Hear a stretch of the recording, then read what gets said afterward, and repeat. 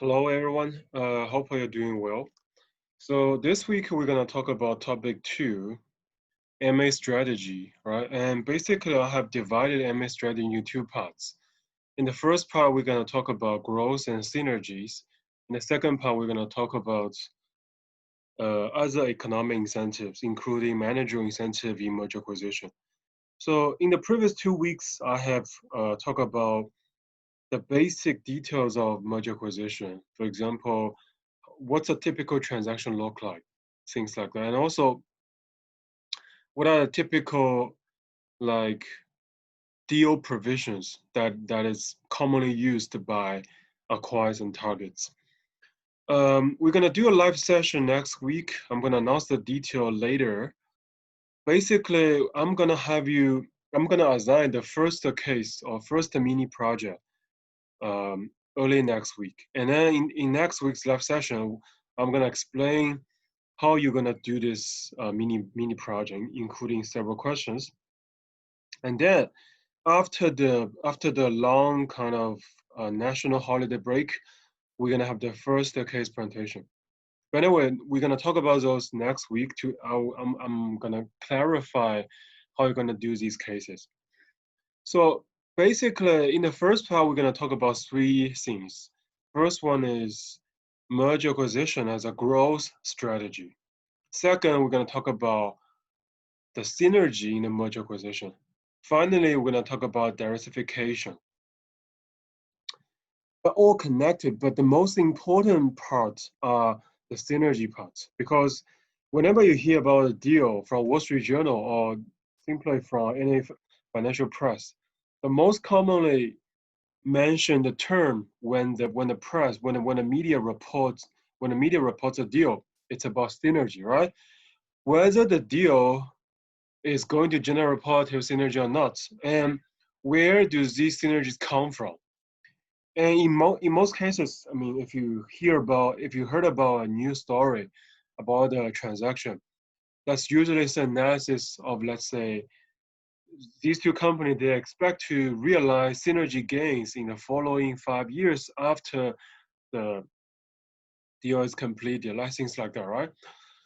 And usually there will be prediction, right? For example, both companies predict, or financial analysts also predict what are the expected magnitude of these synergy gains, right? But it's rarely, I mean, you heard about those kind of things a lot, but kind of it's rarely kind of very it's so the actual outcome of these synergy gains are rarely the same with the expectation, right? I mean, that's what I wanted to say, which is in real life situation, in many cases, the synergy gains, the actual realized synergy gains, they are much more variable, much harder to predict than the synergy gains claimed by both company before the transaction, right? Because in many cases, acquired CEO and the target CEO, they claim those kind of synergy gains in order to please shareholder, in order to get a merger pass through. But what happens afterwards, it's very hard to say because there are many complex issues after the deal is completed. Because what we know is there is a post-merger integration process, right, for the two companies, right? We are talking about two companies being integrated into one, right, which is a very complex process, right? So that's why sometimes it's very difficult. In general, it's very difficult to predict synergy gains, right? There are type of synergies that are easier to predict. There are type of synergy which is almost impossible to predict, right? But in general, they're very hard to predict. So, but we're gonna start from the incentives of doing merger, right? So because when we talk about merger acquisition, it's like a strategy. It's like a strategy for a company, right? So because this is a very major investment, right? So unlike buying just one machine, one piece of machine, or even buying or kind of selling off one of the plants, one of the production plant, these are all very minor investment, but merger acquisition, it's very big investment. So whenever a public company wants to acquire another public company, that's usually in billions, right?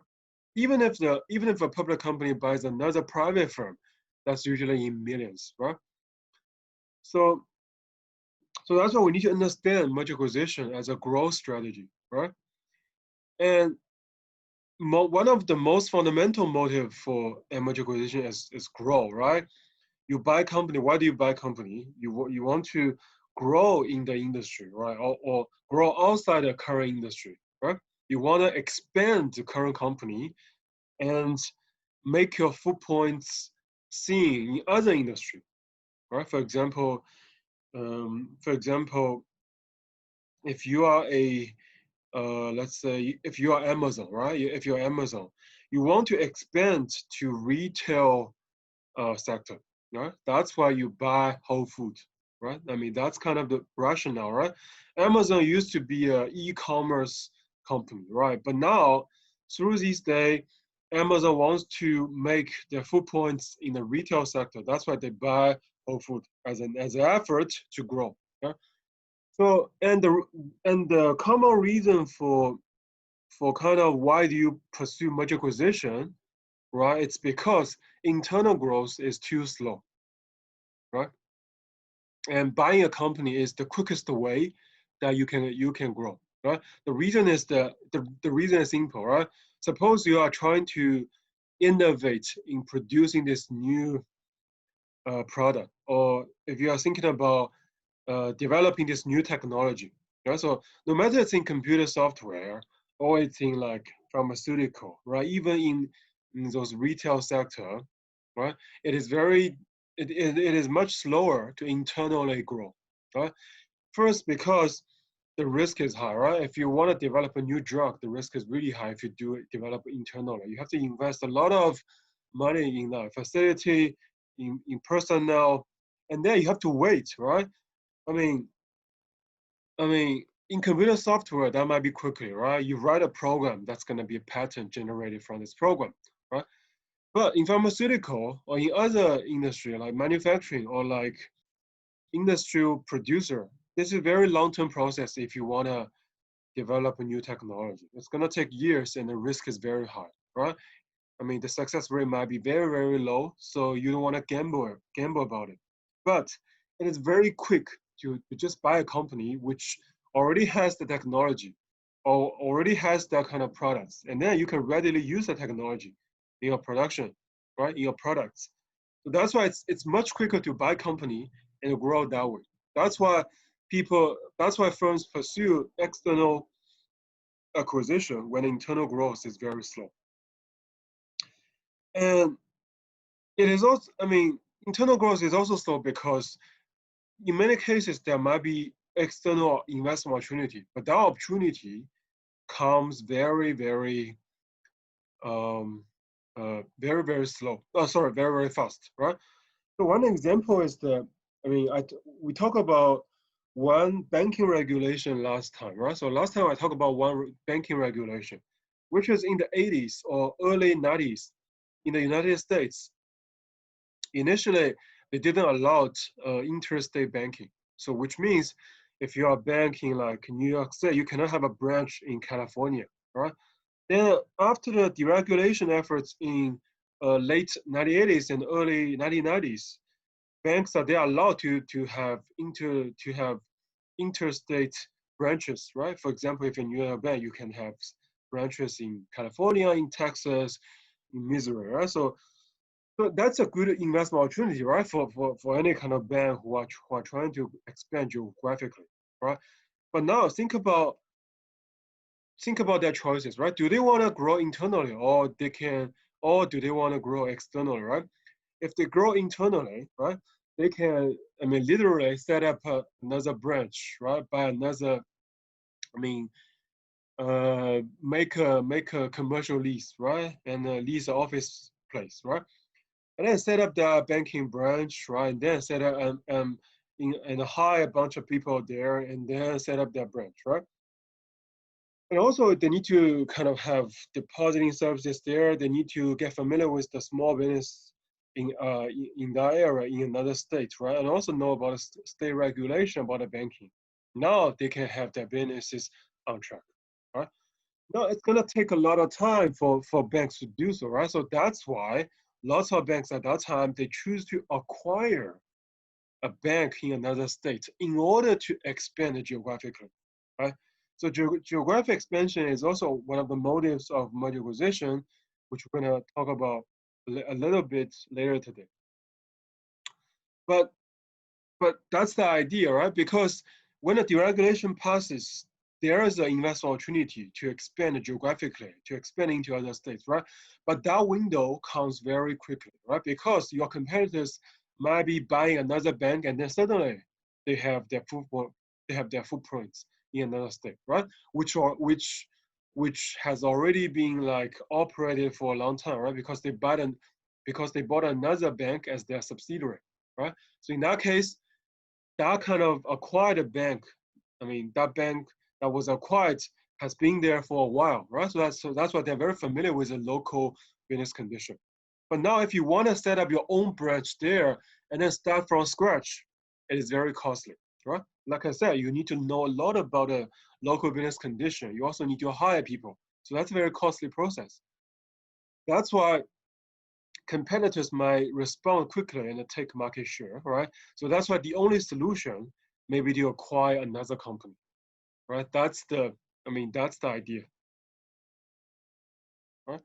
Another example, which we're going to talk about a little bit later today, is that suppose there are technology being invented, right, in another industry, right? For example, a new technology can enable a company to process the data in a very speedy way, right? And then this is going to fundamentally transform the in certain industry work. For example, in healthcare industry, right? Suppose this new technology enables healthcare provider to process data, to process the provision of healthcare service in a speedy way, right? Now, in that case, of course, you can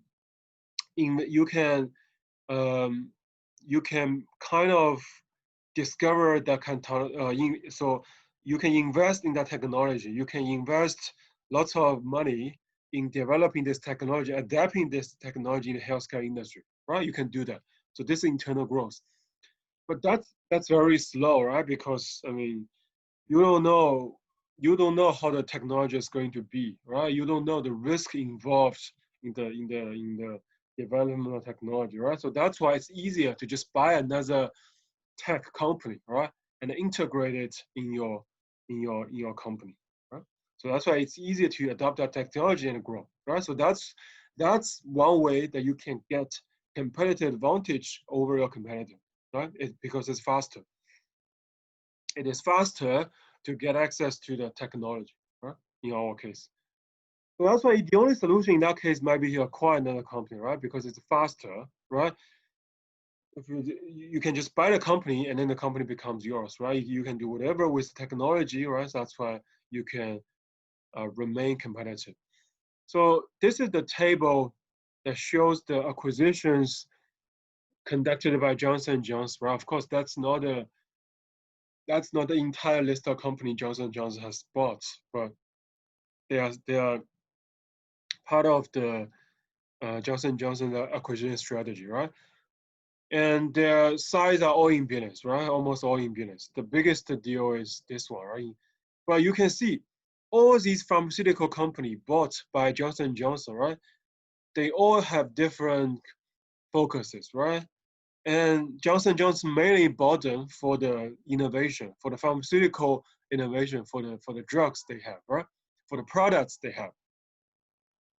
And basically, Johnson & Johnson, we all know what type of company Johnson & Johnson is, right? So it's a manufacturer and a marketer of a wide range of healthcare products, right? Consumer products, pharmaceutical products, and drugs, right? Things, many things like that. And then basically, over the period 1995 to 2016, Johnson & Johnson has like made over 70 acquisitions, right? Both public company and the private company, right?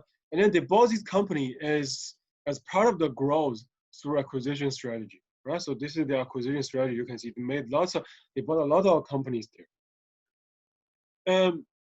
you can see, like I said, this external growth path is taken by many companies, right?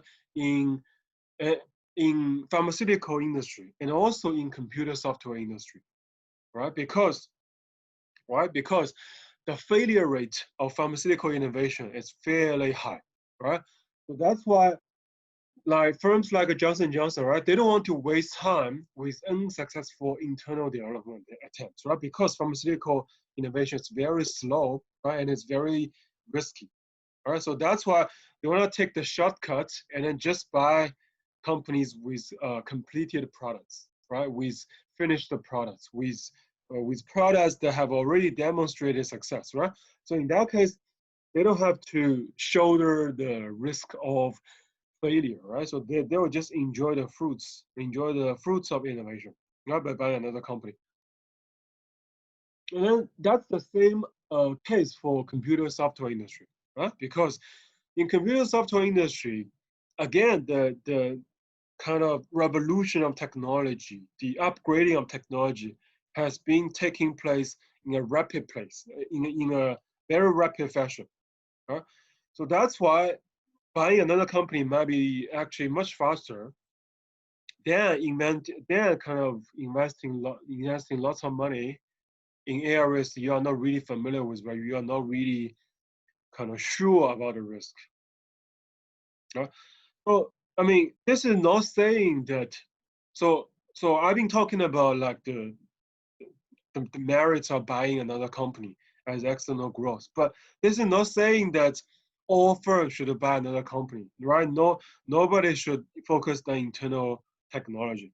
So this is not saying that, because this is not saying that firms should always buy external. Firms should always buy another company to grow, right? So this is not saying that. It's just that for many public companies, right, they have many focuses. They have many segments, right? For example, for Johnson Johnson, they have drugs. They have, let's say here, personal care, right? Biotech, and also diabetes cell management, right? So like drugs, and also medical products, right? Medical devices, right? Many small areas that a firm need to grow, right? But there are core areas of Johnson Johnson. Right? I mean, of course, Johnson Johnson also does internal growth, right? There are core areas of Johnson Johnson. There are also peripheral areas that Johnson Johnson do not kind of traditionally have competitive strength at, right? Now, when you are a financial manager, you have to allocate your money to projects with positive NPV, right? But now, for segments, for areas that you are not really familiar with, that you are not really good at, right? Then it makes sense to buy another company to grow, right? Because probably they're not as much as positive MP projects in these areas, right? So that's why you'll just buy another company to kind of grow there, because you're not familiar about the area. It is very costly to focus on internal innovation in that particular area. That's why you wanna grow, right? And you know that having technology, so I mean, developing technology is very risky, right? So that's why you don't want to take risk and then um, just take what's being done in that industry. The other thing is also because, I mean, in many public companies, right? I mean, we all know, I mean, one typical problem with public company is that they have very bureaucracy there, which is because they have to listen to shareholder. They have to kind of take responsibility for shareholder wealth, right? One of the problem is that because shareholders, they want to see performance keep on improving, right? I mean, they don't want to see losses, because losses means um, decreasing stock prices, right? If you take a risky project, if you take a risky innovation project, and then it takes 5 years, and then finally the project broke down, right? And then you suffer from losses, right? What will the shareholders think about you, right? If you're the manager, if you're the CEO, right? They will have bad impressions on you, and then the stock price will go down, right? But I mean, as public company CEO, their responsibility is to improve the shareholder wealth, which is to keep pushing the stock prices up, right? So that's why I mean, that's one of the problems with public company, right? So that's why in many cases, these CEOs, they're reluctant to take very risky projects, right? Because I mean, they know that it's very risky, right? And then it might kind of undermine the long-term shareholder value. It might create much kind of much greater pressure on the shareholder. And for example, if the project fails, the stock price might be going down, right? They might be burdened with debt, right? So things like that. So that's why they are not willing to take very risky project, risky innovation, right? So that's why they are willing to wait. They're willing to wait, and then two, there is proven success of a particular technology, and then they buy that company and then grow, right? So that's, I mean, kind of the labor allocation between like smaller company and large company, right? Because large public companies, they are not willing to take very risky and big projects, right? And that's why they will try to wait, right? Until smaller companies, they have proven success of this technology and then they buy it, right? So this is kind of the mentality of these big companies. And basically, this is the method of the Johnson & Johnson as well, right? So like I said, they don't want to waste time with unsuccessful internal developments. That's why they want to wait. And if they see other smaller company have proven record of success, then they buy that company, right? So this is kind of the idea. And basically on that table, we also see the Pfizer acquisition, right? So Johnson & Johnson in 2006, they bought the consumer products segment from Pfizer. Right, so that's also a top 3 acquisition, known acquisitions Johnson & Johnson did, right? So basically the acquisition of Pfizer's consumer products gave Johnson & Johnson significant top line growth. This is kind of idea because the revenue, if you look at a case, right, the revenue for Johnson & Johnson's consumer products before the acquisition, right, before the acquisition of Pfizer, it was only like 9 billion, right? But after the acquisition, by 2009, the revenue increased to 15.8 billion. Right? So that's a huge increase, right? So then you can see that, I mean, the purchase of consumer product segment of Pfizer helped Johnson & Johnson increase the revenue a lot, right?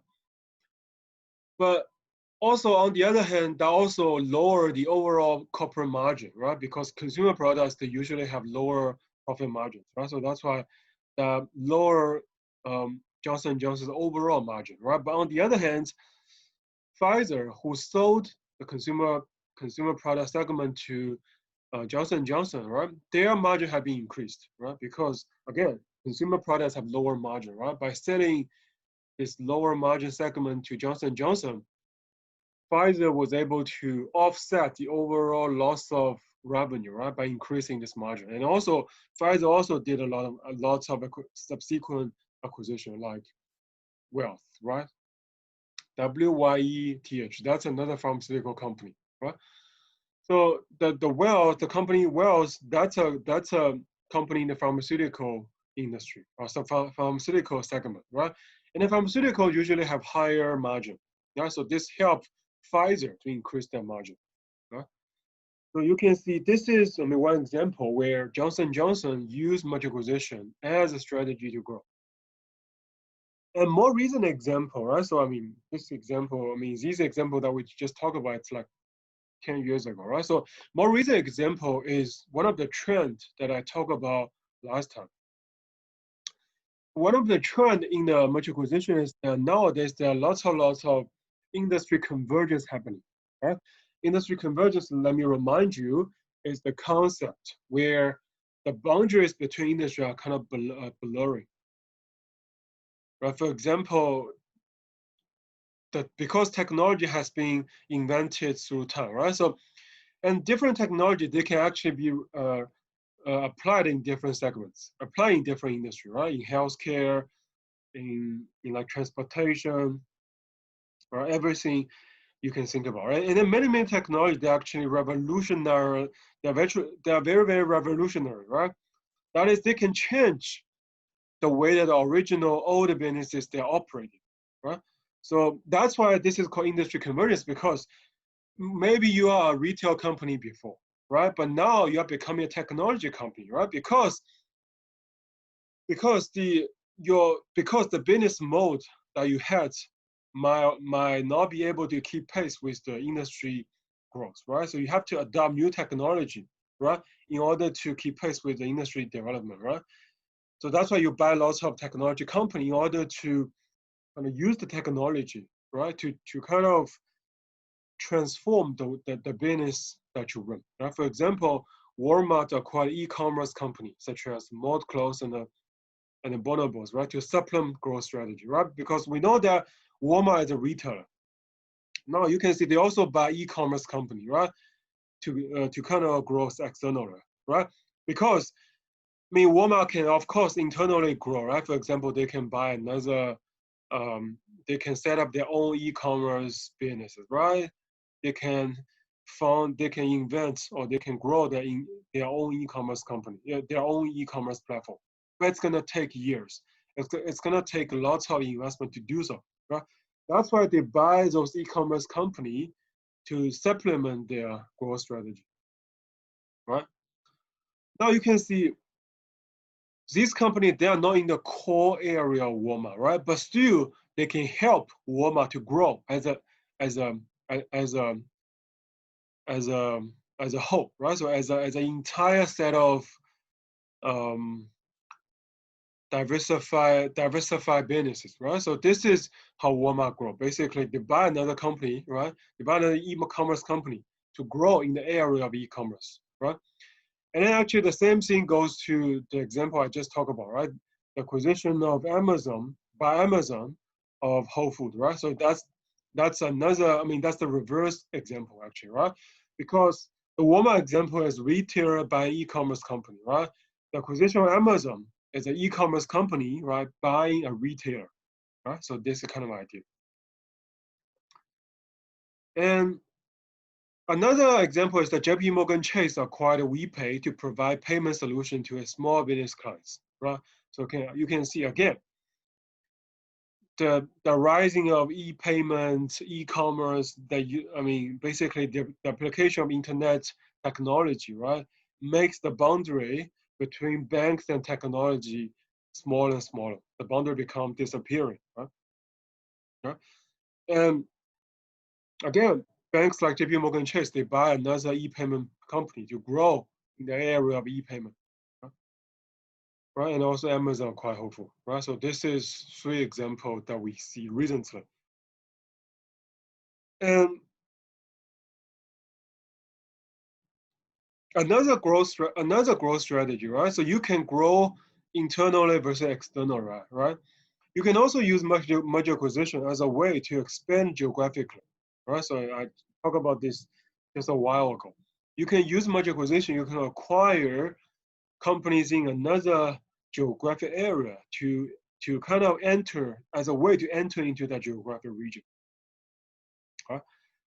So because to enter into that market, if you want to do it by your own, right? Like I said, you need to know about a new market, recruit new personnel, and circumvent many other hurdles, right? Like regulation and local business, right? So that's why MA, joint ventures and strategic alliances, right? They may be the fastest and the lowest risk alternative, right? Because if you buy a company that's already been operating there, right? You don't have to know about the market, you don't have to recruit new personnel, and many of the regulation hurdles have been circumvented. Right? One example is the acquisition of Mylan, right? By Mylan of the non-US developed market specialty and branded generics business of Abbott Lab, right? So Abbott Laboratory, that's a pharmaceutical company, right? They have non-US branch, right, in Europe, for example. So Mylan is also a US company, right? And at that time, Mylan wanted to enter into the European market, right? So instead of instead of setting up their own branches in Europe, they bought the European or non-US branch of another pharmaceutical company as a way to enter into another geographic region, which is Europe in our case. Right? finally, another way to, another use of merger acquisition, another kind of strategy of using merger acquisition is to jumpstart growth. Right? Basically, that happens when the industry demand slows down. That's why maybe initially the company is growing rapidly. The company has been growing so fast. But now every company, every industry, right, will enter into a stage where we call the industry has been entering into a stage of maturity, right? Or the company becomes mature, right? Because as long as you have a faster growing industry, right, there will be many competitors jumping into the industry, right? Try to share the abnormal profits that you can earn, right? So then finally the story is, there are less and less abnormal profits to be earned in the industry, right? The industry growth will slow down. Right? Now, when the industry demand slows down, or when the firm demand slows down, right?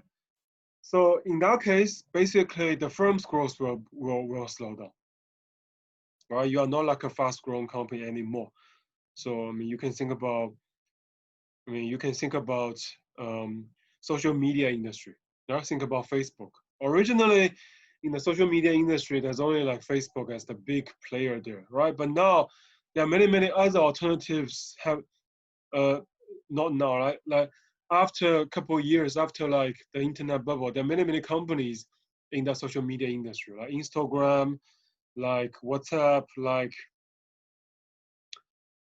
Twitter, right? So there are many other players in the industry. In that case, the industry demand slows down, right? Because why would the industry growth slow down? Because there are many companies joining in the industry, right? And then after they join, what do they do? Right? They do product differentiation, right? Try to satisfy different kinds of consumer demand. Right? For example, Instagram joined the market in order to satisfy the demand of users who can, people. There are some people who just like to post the pictures or like to watch the pictures, right? Like to share the video, right? To enhance, to kind of enhance that kind of function, right?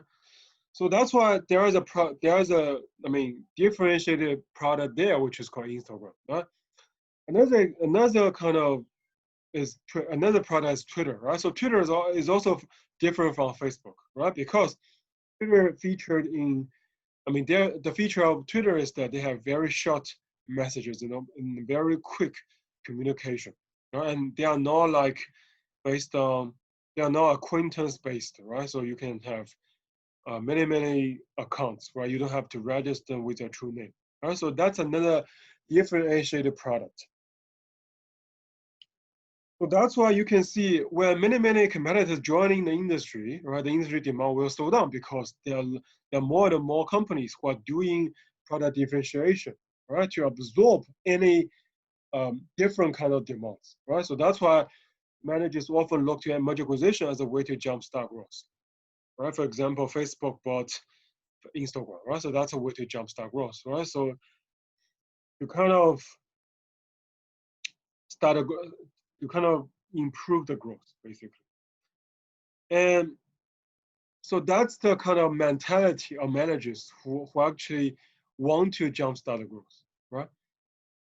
So and when managers have that kind of mentality, right, they often hope that the acquisition will lead not only to the revenue growth, right, but also they will improve profitability, right? Because if you want to jumpstart growth, it is not difficult to have revenue growth, right?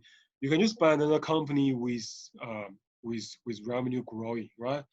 Then if you combine your company with theirs, of course, your revenue will increase, right? Because you are just adding another part of you are just adding another company into your existing part, right? So of course you can achieve revenue growth, right? No, but it is very difficult to improve profitability, right? If you do merger acquisition, that's the difficult part.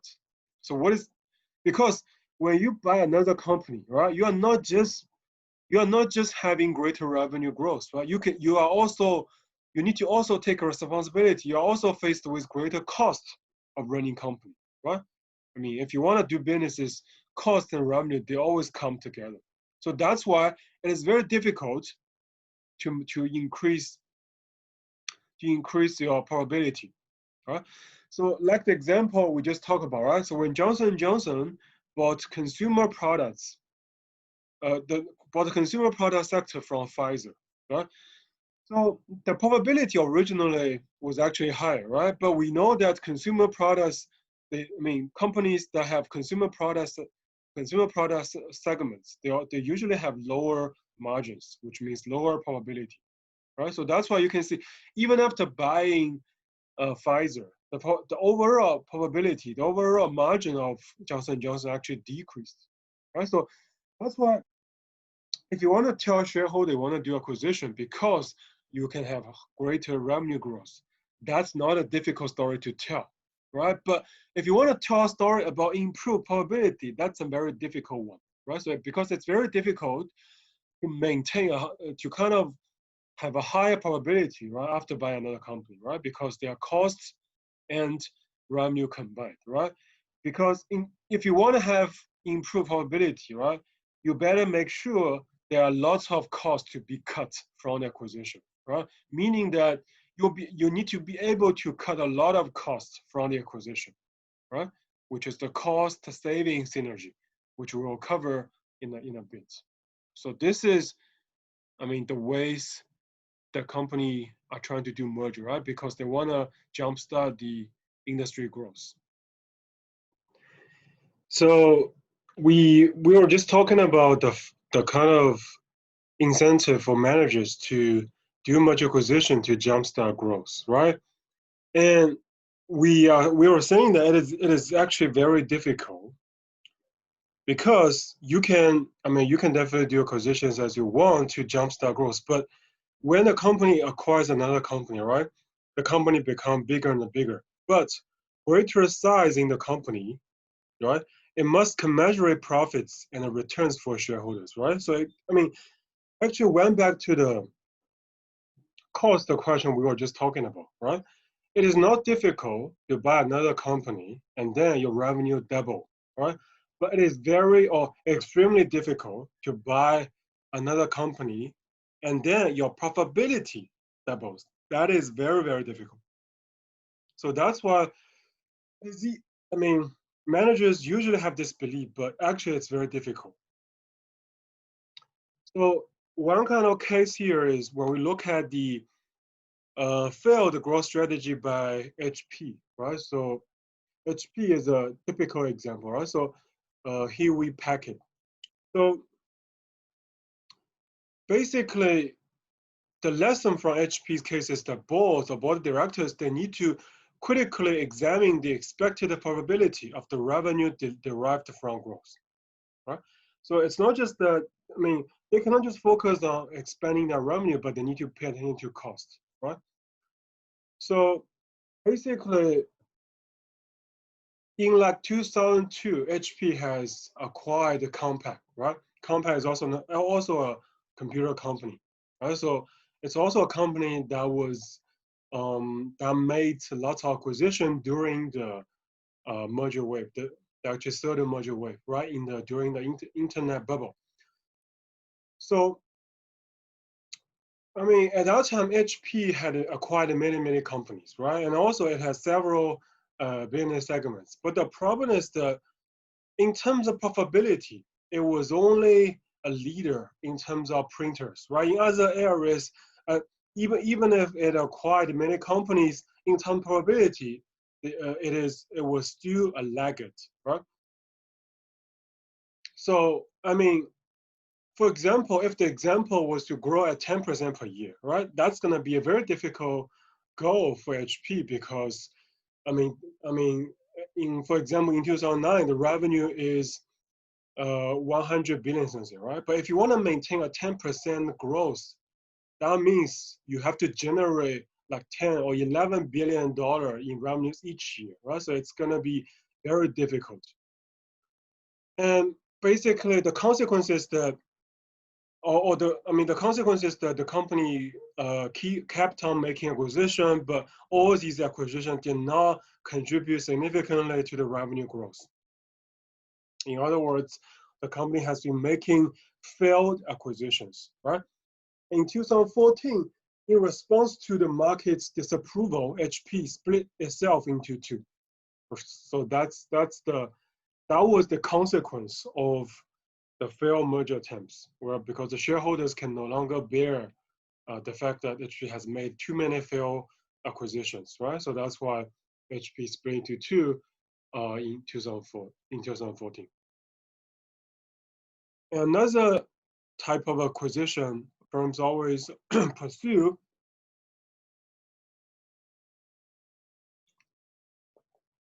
so another type of acquisition firms also pursue when they want to expand is cross-border acquisition.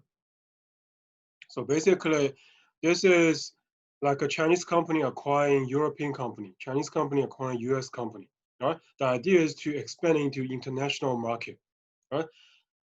I mean, the kind of question or the idea is the same when we talk about if you want to expand geographically within a country versus if you want to expand geographically into international markets. The question, the challenge, they're similar. It's just the extent, right? If you expand into another geographic region, it will be difficult for you to monitor the local market. I mean, the market that you are trying to enter, right? The same thing happens for international or cross-border acquisition, right? It will be difficult for you to monitor the market that is not your home market. For example, it will be difficult for a US company to monitor the business condition or even manage the operations in European market, right?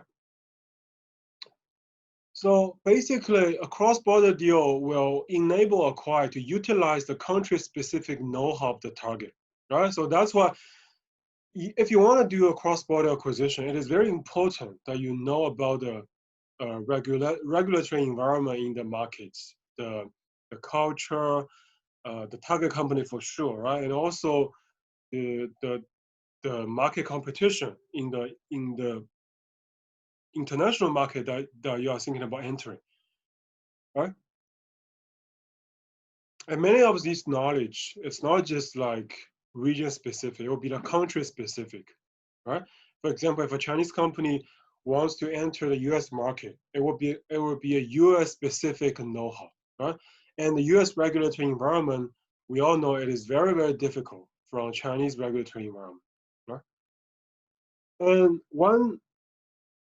one kind of regulation, international regulation that facilitates cross-border acquisition is the advance of the European common market, right? So the formation of the European common market reduces the barriers between European countries, right? So that's why following the advance of the European common market, there has been an increase in the cross-border acquisition in the European continent. And basically, even if the question, I mean, it's about the uncertainty about the market, uncertainty about the target, they are inherent between domestic deals and international deals. But cross-border has more basic and obvious challenges, right? They're more challenging in terms of the uncertainty, right? The uncertainty about the country-specific factors. I mean, the uncertainty could be about a target firm, uncertainty about a target culture, uncertainty about the country that a target firm is at, right? They are all uncertainty that the acquirer has to take care of when they are thinking about cross-border merger. For example, a business model that might work well in a home country can fail for unexpected reasons in another nation, right? So I remember there was a documentary about, I mean, the name was like American Factory, right? I mean, if you know about a documentary, then you know what I'm talking about, right? The working culture in Chinese company is very difficult. It's very different from the working culture in U.S. Factory, right? So because in Chinese companies, the unions are usually at a weaker position, whereas in U.S. unions are usually at a much better bargaining position than in China. So that's why it presents challenges for the acquirer, for the acquire manager, right, to pursue cross-border acquisition, because it is easy to buy the company, but it's much more difficult to integrate or to kind of operate the target firm into your firm, right? So one example of this is Target company's failed expansion to Canada. So Target was a retail company in US, right? And it was trying to expand to Canada, right? So one of the questions it had at that time is that the business model that this company has been running in US did not fit well into Canada's environment, right? So all these questions happen fairly often in cross-border acquisition. One paper by Doncos and Travelers so what they find is that, so they're trying to look at what are the returns for acquirers that trying to enter into different markets or international markets. What they find is that acquirers enjoy positive but not significant returns when they acquire targets in countries where they did not previously have operation, right? So positive but not significant. So it's kind of weak, right? And also when acquirers already had operation in these foreign countries, then the returns were negative but not significant as well, right? You know, one of the explanations is that if you already had operations there, that means, right? That means some of the benefits or some of the growth opportunity you might already capture. That's why the marginal improvement, that marginal increase in the benefits of acquiring another firm in the market will be fewer for you. Right? It's just it's just the marginal benefits are diminishing. Right? That's one of the explanation. But overall, the pros and cons of cross-border acquisition is that if you do cross-border acquisition, of course, you enter into a new market, right? New market has new growth opportunity, right? Especially if you enter into faster growing country, faster growing markets, that will give you more growth opportunity where you can make more profits. You know? But the downside, which is the cost, is the high agency cost, right? Because if you do cross-border acquisition, right, you are talking about a firm in a different country that you're buying, right? So then you will have divisional managers later on, right? If you already bought a firm, there will be divisional managers or regional managers for that particular country, right? Then it will be very difficult for you to monitor those managers. Right? For example, if a U.S. company set up or did a cross-border acquisition of a Chinese company in Shanghai, right? Now, what they usually do is that they will have a Chinese regional manager, right?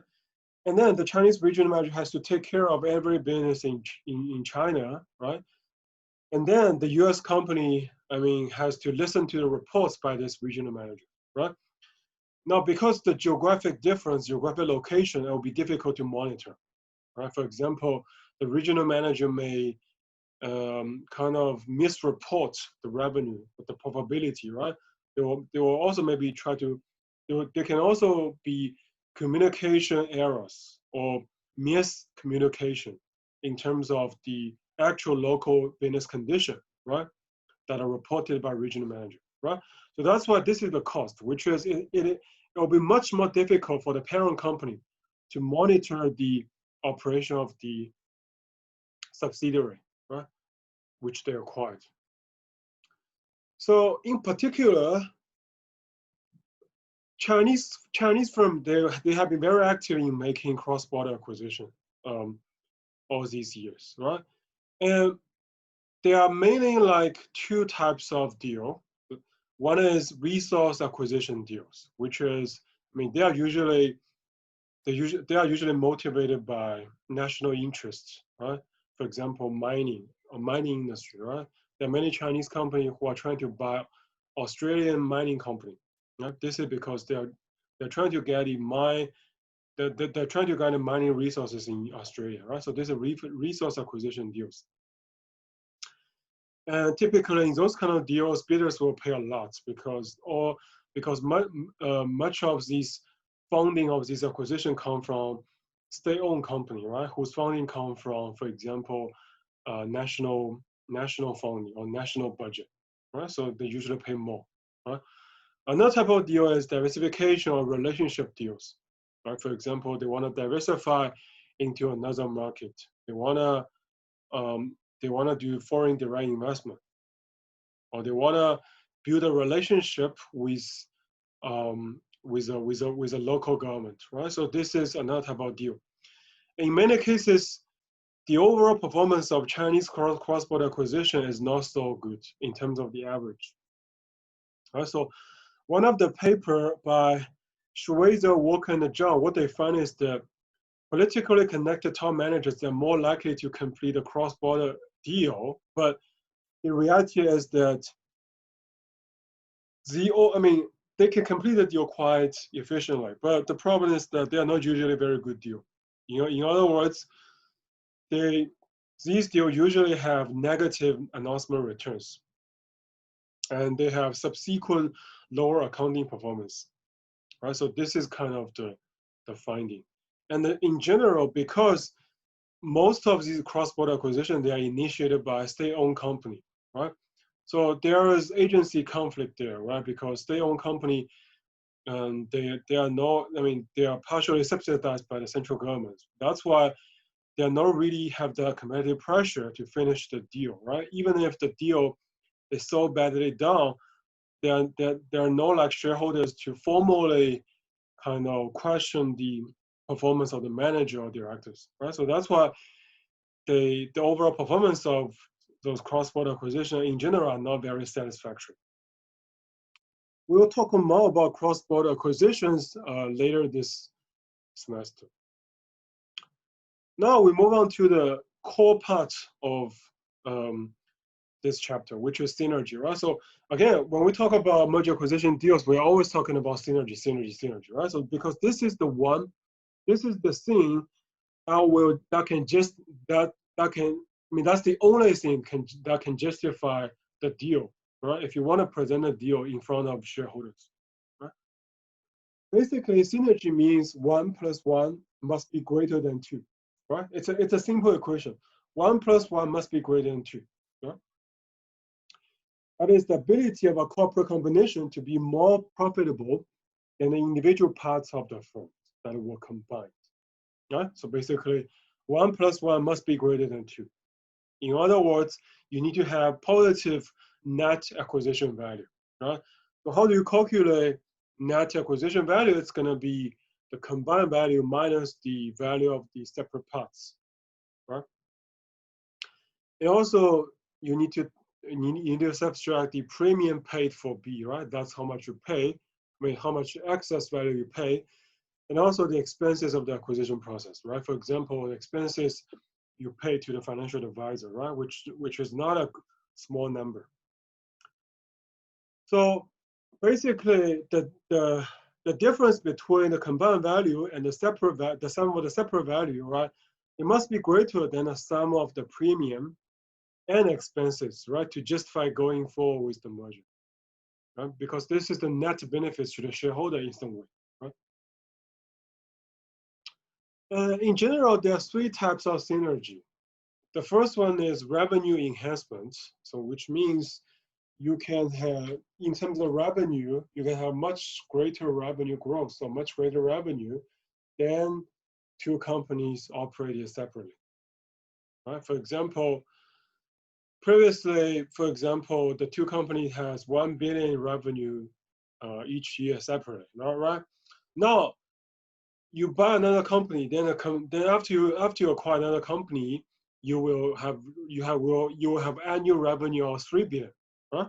So this is revenue enhancement, right? The second type of synergy is called cost reduction, right? So it's not I would say it's not exclusively different from revenue enhancement because there are some overlap, but it has the distinctive feature from revenue enhancement. Because cost reduction, they are mainly focused on cost, right? And one way to reduce the cost, or like the most common way to reduce the cost, is both the acquired target, they have duplicate operation, duplicate facility, Right? So now, if you cut duplicate operation, you can save cost. Right? So that's why this is cost saving. But revenue enhancement is more focused on generating new revenue. Right? For example, introducing new products. Right? Expanding your customer base. Right? So this is like revenue enhancement. And finally, financial synergy, right? So financial synergy is when the cost of capital could be lowered by combining one or more companies, right? So this is where you have financial synergy. Now let's first look at the revenue enhancing operating synergy, right? So according to a survey by McKinsey, right?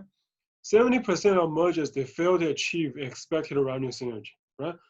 This already tells you about the predictability of revenue synergy, right? Because like I said earlier, some of the synergy, they are very, very hard to predict, like revenue synergy, right? Some of the revenue, they are easier to predict, which is like cost synergy, right?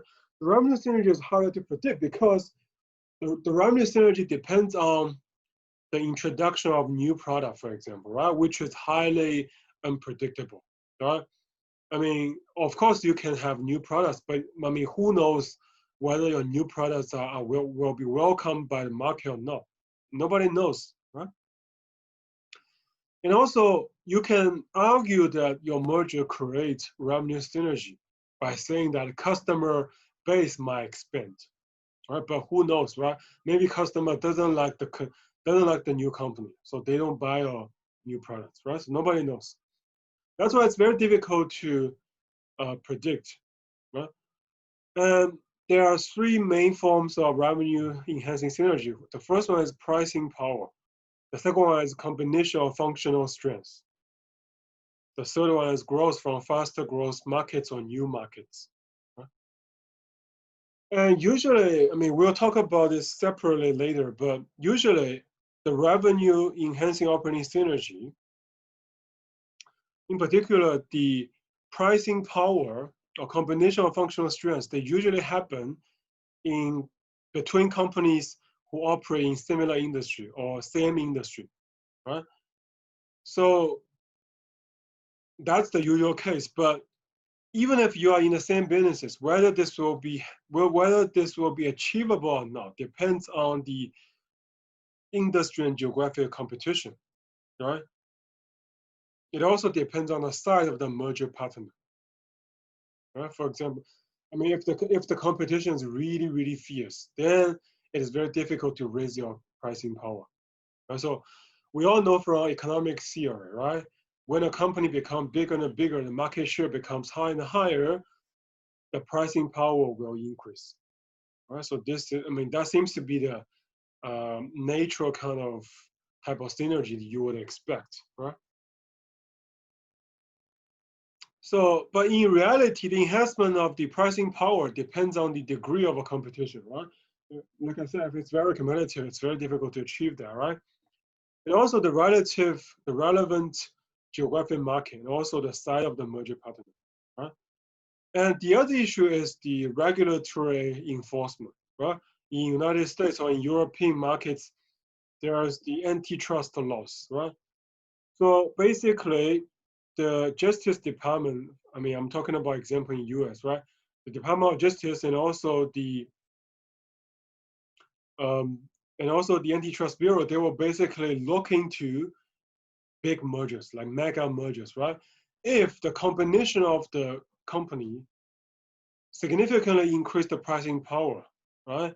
And also might hurt consumers in terms of higher price, then they will basically disapprove the merger, right? So that's why there will be, I mean, if the large pricing gains or large pricing power is achieved, then the transaction may not get regulatory approval, simply, right? So, and then there have been research in terms of what are the gains, right, from these deals, right? I mean, in particular, horizontal deals. But the difficulty here is that, I mean, scholars or researchers, they have found the positive market reaction, for example, um, to those horizontal deals, so to deals where both acquirers and target, they operate in the same industry. But the problem is that you don't really know whether the positive market reaction, or even the positive performance afterwards is coming from efficiency improvements, or it's coming from increased market power, right? So because one of the efficiency improvement you can have when you have companies that operate in the same industry is that you might have duplicate operation, right?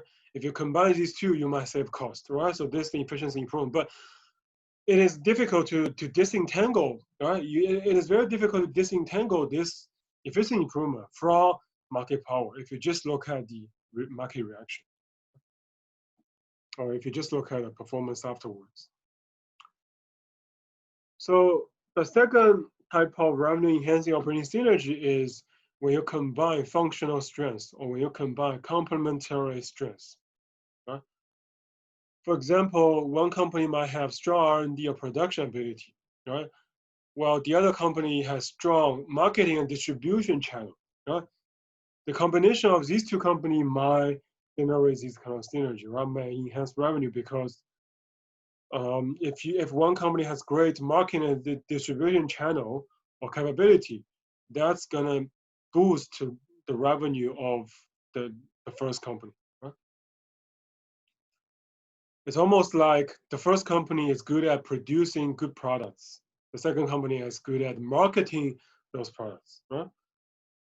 And another example here is that, for example, there are many large pharmaceutical companies buy smaller companies, right?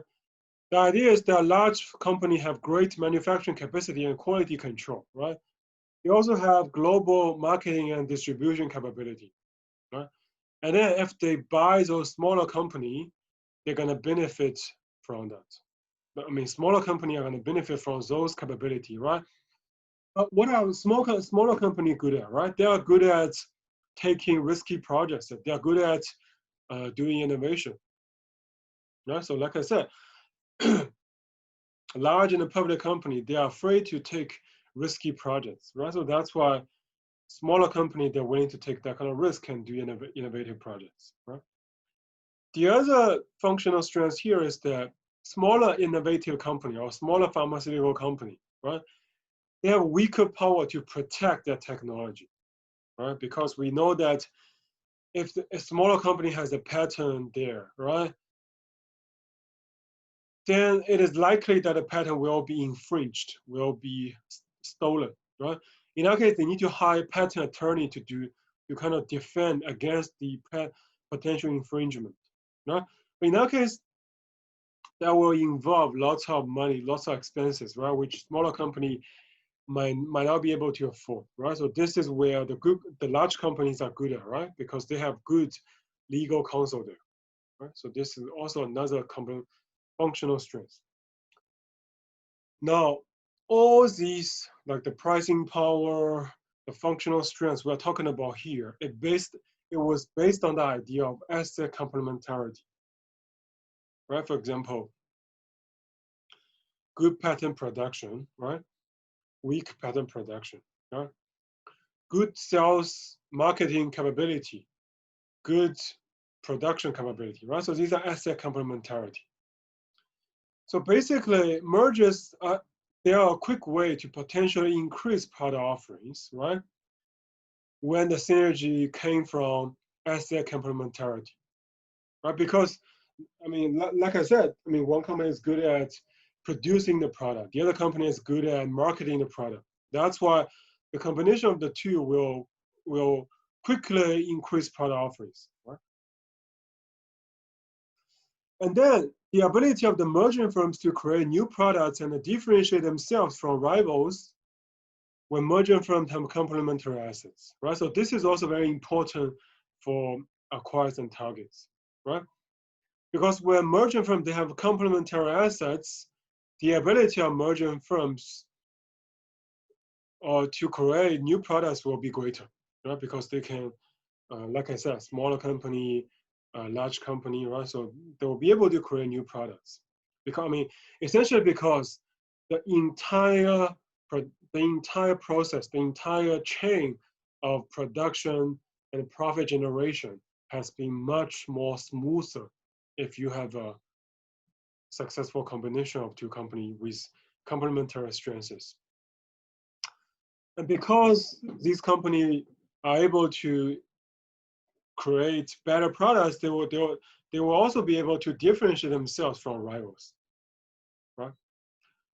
So in that case, you can see, I mean, how do we capture this idea of asset complementarity, right? I mean, what are the types of firms who have asset complementarity, right?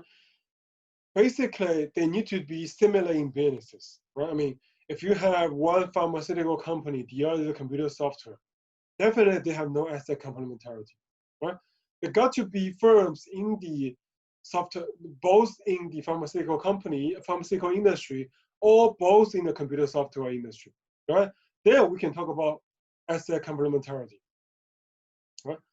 But you can see they should be similar in business, right? Also, they cannot be too similar, right? I mean, this is almost like this is almost like when you guys are doing a group assignment, right? For example, one guy is good at data collection, the other guy is good at writing, right? This is called good asset complementarity, right? Because the combination of these two people into a group will generate better homework assignments, right? This is a good asset complementarity. But if you have two persons who are both good at writing, right? Then this is not good match, right? Because nobody's good at data collection, right? I mean, if no one can do the data collection, then there's nothing to write about. Right? That's the idea. That is, they need to be in the same businesses, but they cannot be too close, right? So that's kind of the idea. So one of the paper, it's a very important paper by Hobart Phillips, 2010. They basically examine product market synergy from the perspective of asset complementarity. Right? So how do they capture the idea of asset complementarity? They basically look at the annual filings, the annual filings by the company, right? Because every U.S. company, they have to file the 10K annual filings with the SEC, right? And then in the filing, they need to disclose what kind of products they are having right now, right? The product description, something like that. So in that case, they compare the textual similarity of these paragraphs that describe the products of each firm, right? And then compare the similarity of those texts between firms, right?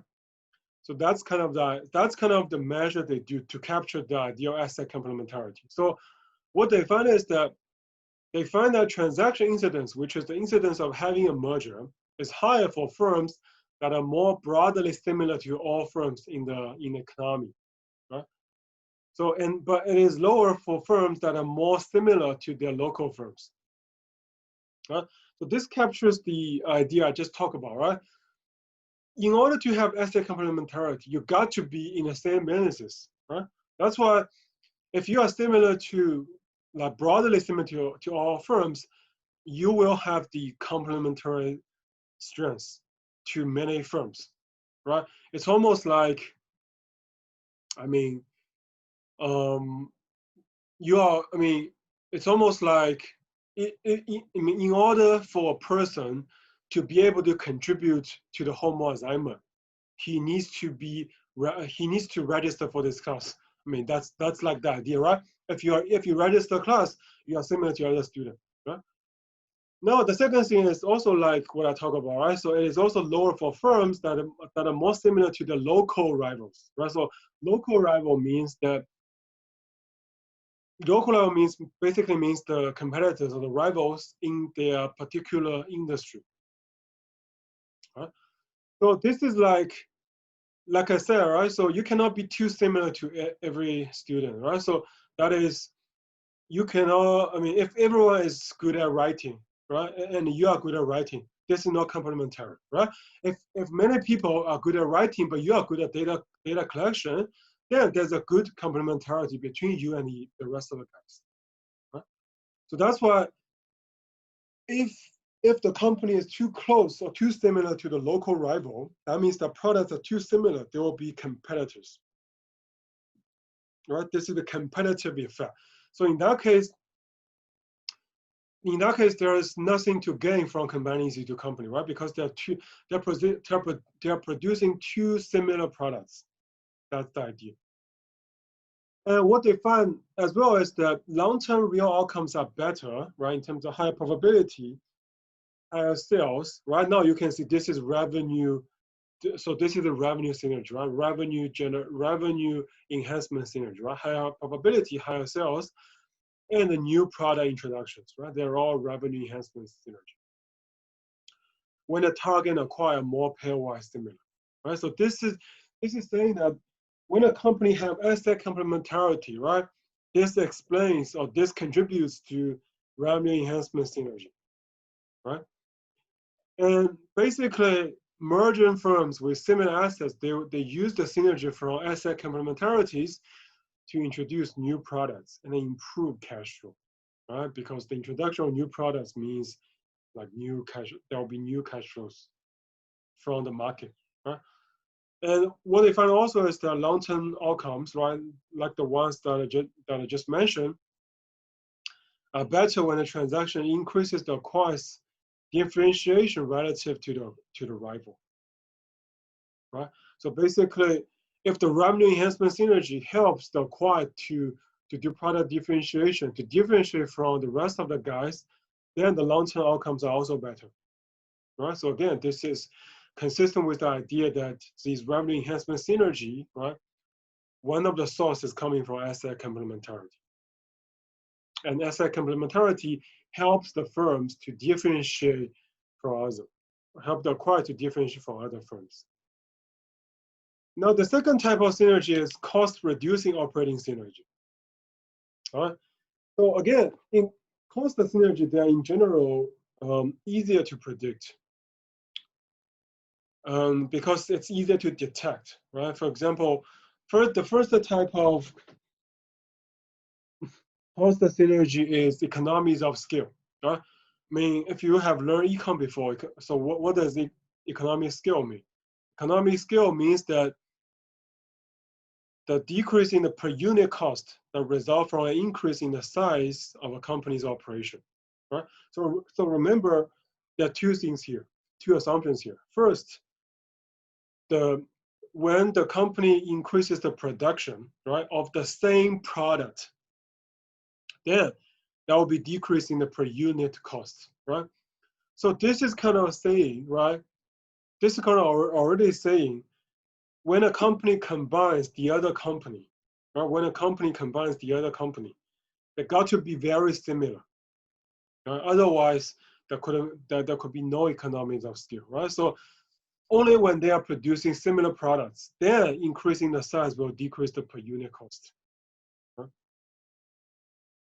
Similar cost in terms of the similar inputs. Right? So this is the economies of scale. I mean, the idea of economic scale is quite simple from economic theory, which is because in many production, right, like computer software, in many production, there's a large fixed cost, right? Now, if you have lower production level, then the per unit cost will be much higher, right? Because your denominator is smaller.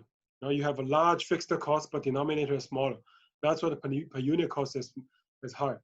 Now, if you increase your production, your denominator goes up, and your fixed cost is still there, right?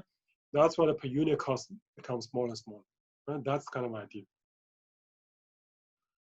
The second type of cost synergy is spreading overhead, right?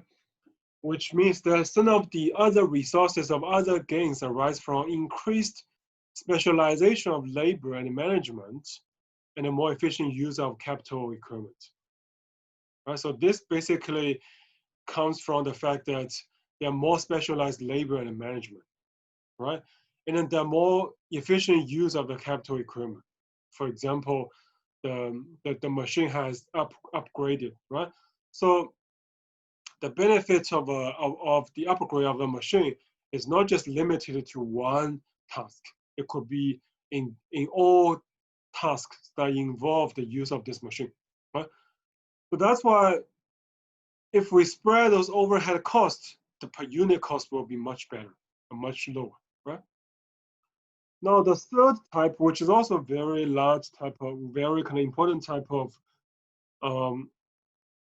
cost synergy, is the eliminating overlapping operation, right? So this has been emphasized a lot, actually, right? So one of my paper actually look at this type of cost synergy, right? So basically, what we look at is we look at a set of firms, right? And these kind of these firms, they have a higher overlap in terms of their product lines, right? And what we find importantly is that during the merger and after the merger, acquirers, they actually discontinue lots of product lines of the target firm, right? So this is kind of suggesting that acquirers are trying to eliminate overlapping operation, right? Because the discontinued product lines, that we find, they are all concentrated in areas of both acquired target's expertise, right? For example, acquired previously has like food, beverage, or like computer software. Target has food, beverage, pharmaceutical, right? This is their potential areas of product lines, right? What we find is that after the merger, food and the beverage product lines have been significantly discontinued, right? Or eliminated the product lines, right? Which suggests that because food and beverage, they're the overlap, that's why acquire achieve cost savings by eliminating those overlapping product lines, right? So this is one of the indication of cost synergy. And actually what we find as well is that after at the same time, when they eliminate those overlap product lines or redundant product lines, that gives them more capacity to kind of register for or like to launch new product lines that are totally new, right? So that is kind of saying the elimination of these duplicates, the elimination of those redundant operations, right, gives more capacity for the firm to explore new areas, to expand their territory, right? So this is the synergy that many mergers capture. Finally, the other type of cost synergy is the gains in the purchasing power along the supply chain, right? This is also simple from the economic theory perspective, right? We all know that when a company is bigger, right, the buyer power is bigger, right? Remember, we have like total five forces, right? One of the forces is buyer power. So if you are a bigger buyer, your power is much, your bargaining power is much greater along the supply chain, right? So that means your supplier will have to charge you a lower price, right? Because you have bigger bargaining power now, right? I mean, basically because you have bigger market share, right? So that's why you can afford like switching to another supplier. That's why suppliers have to lower the price in order to retain their customer, right? You.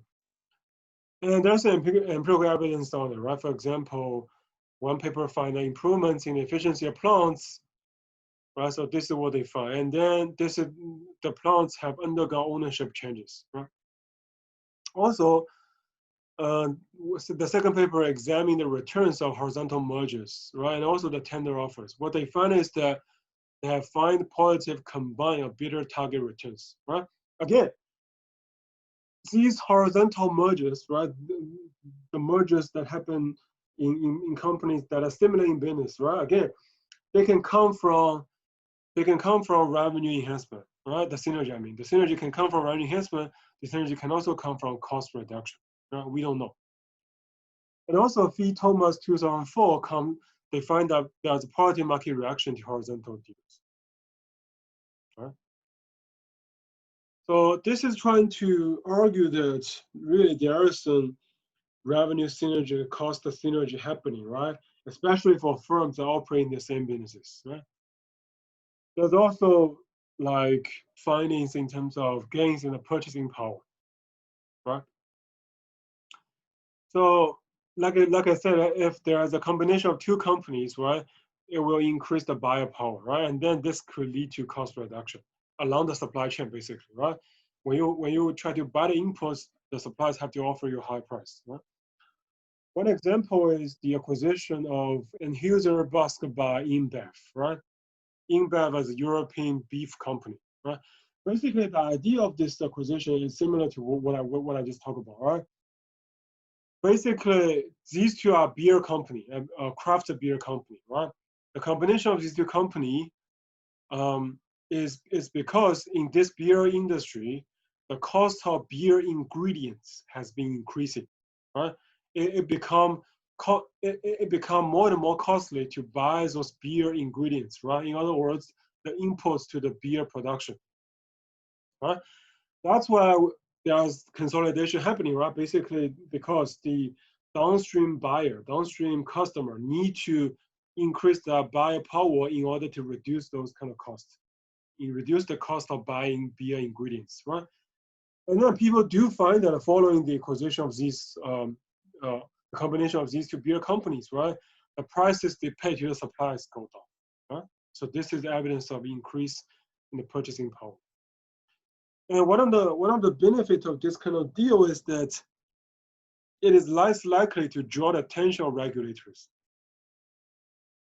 right? Because later when we talk about horizontal mergers, we'll talk about one of the issue, I mean, of horizontal merger, right? Because horizontal merger might increase market power, increase pricing power, and hurt consumers. That's why horizontal mergers, many large horizontal mergers, they need to get approval from the regulatory agency, right? But as long as your cost saving or your benefits do not come at the expense of consumers, right? You are less likely to be like challenged by the regulatory agency, right? So that is one benefit of this type of synergy. And again, there is empirical evidence, right? For example, one paper find that horizontal deals reduce the probability of dependent suppliers, right? Because, like I said, there's an increase in the purchasing power. And also, supply industry that were more concentrated prior to the downstream merger experienced a greater price declines, right? And also, the other paper find that increased the buying power over common supply industry, right? So basically, this will cause losses to the supply as well, or even bigger, right? Again, these are all evidence on the increase in the purchasing power after the merger, especially those horizontal merger. So the case that we're going to briefly talk about here is Wachavia's acquisition strategy. And basically, the idea here is that in September 2005, Wachavia, which is a bank, right, they decided to use merger acquisition to accelerate the returns to consumer finance businesses, right? And at the same time, Wachavia also internally expanded its own mortgage lending business while acquiring Mnet, right? So you can see, basically the strategy of Wachovia here is basically acquire a company to kind of have skills, have experience in a particular segment, right? And meanwhile, developing internally their experience, right? And through the combination of internal development and M&A, Wachovia was quickly able to achieve economies of scope, right? So this is slightly different from economy of scale that we talk about, right? Basically, economy of scale means that the per unit cost of production will be lower if you produce different kinds of products. And this is especially important in the banking business, right? Banking business is a place where you see many economies of scope, right? One example of economies of scope is that, for example, depositing services, right? Depositing business and the small business lending, right? If you see in the local area, right, the deposit demand increases, the supply of deposit increases, right? Which means there are lots of people coming into your bank branch to deposit their money, right? This is a good signal, right? This is a good signal for local business condition. Right? Basically, because there will be lots of people who will increase their consumption, who will consume small businesses, right? Like restaurants, grocery stores, right? In that case, if you know that there will be definitely more people, more businesses going out here, then you will more confident in lending more to small businesses. Right now, you can see this is an information synergy here. That is, you can use information you gain from one business to help you make business decision for the other businesses, right? So for the other products. So this is economies of scope. And then Wachovia did this to gain kind of experience, to gain kind of skills in specialized area, right? And then the strategy they follow is to acquire a number of smaller company and then gain expertise and needed in specialized areas, right? For example, in like auto lending, right? For Wachovia initially was not into the auto lending business, but they acquire a smaller company in auto lending, right? That's why they use this way to enter this market, right? With less risk, right? Because if you buy a large company, there's a larger risk. Right? So using this strategy, Wachovia had achieved a broader product lines without all of the risk that like their competitor, Bank of America, assumed with its MBNA deal. Right? So basically you can already see how the strategy works, right? Wachovia, they don't like buy big company, right? They like buy smaller company, right? Then if you buy a smaller company, you have less exposure to the risk, right?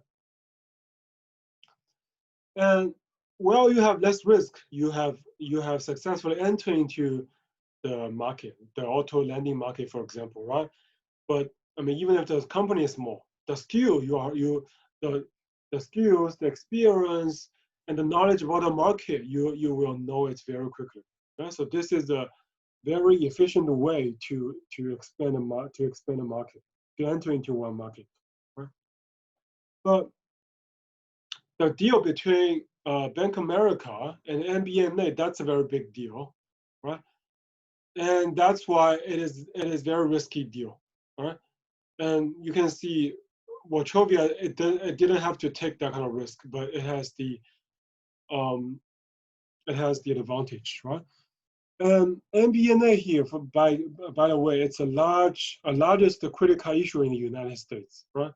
It was bought by Bank of America in June 2005, right? So you can see this is a good M&A strategy that Wachovia has been pursuing. But this has changed in 2006 when Wachovia's CEO changed the strategy, right? That their old strategy was changed. In 2006, Wachovia bought Golden West Financial, right? It was a much bigger company, right? And Wachovia paid for this company for 25.5 billion, right? So it's very, very big deal. And then this started when the CEO changed the strategy. Then the company began to take lots of risk, right? And the real problem with this company is that this company, it's a parent company of a thrift wealth savings, right?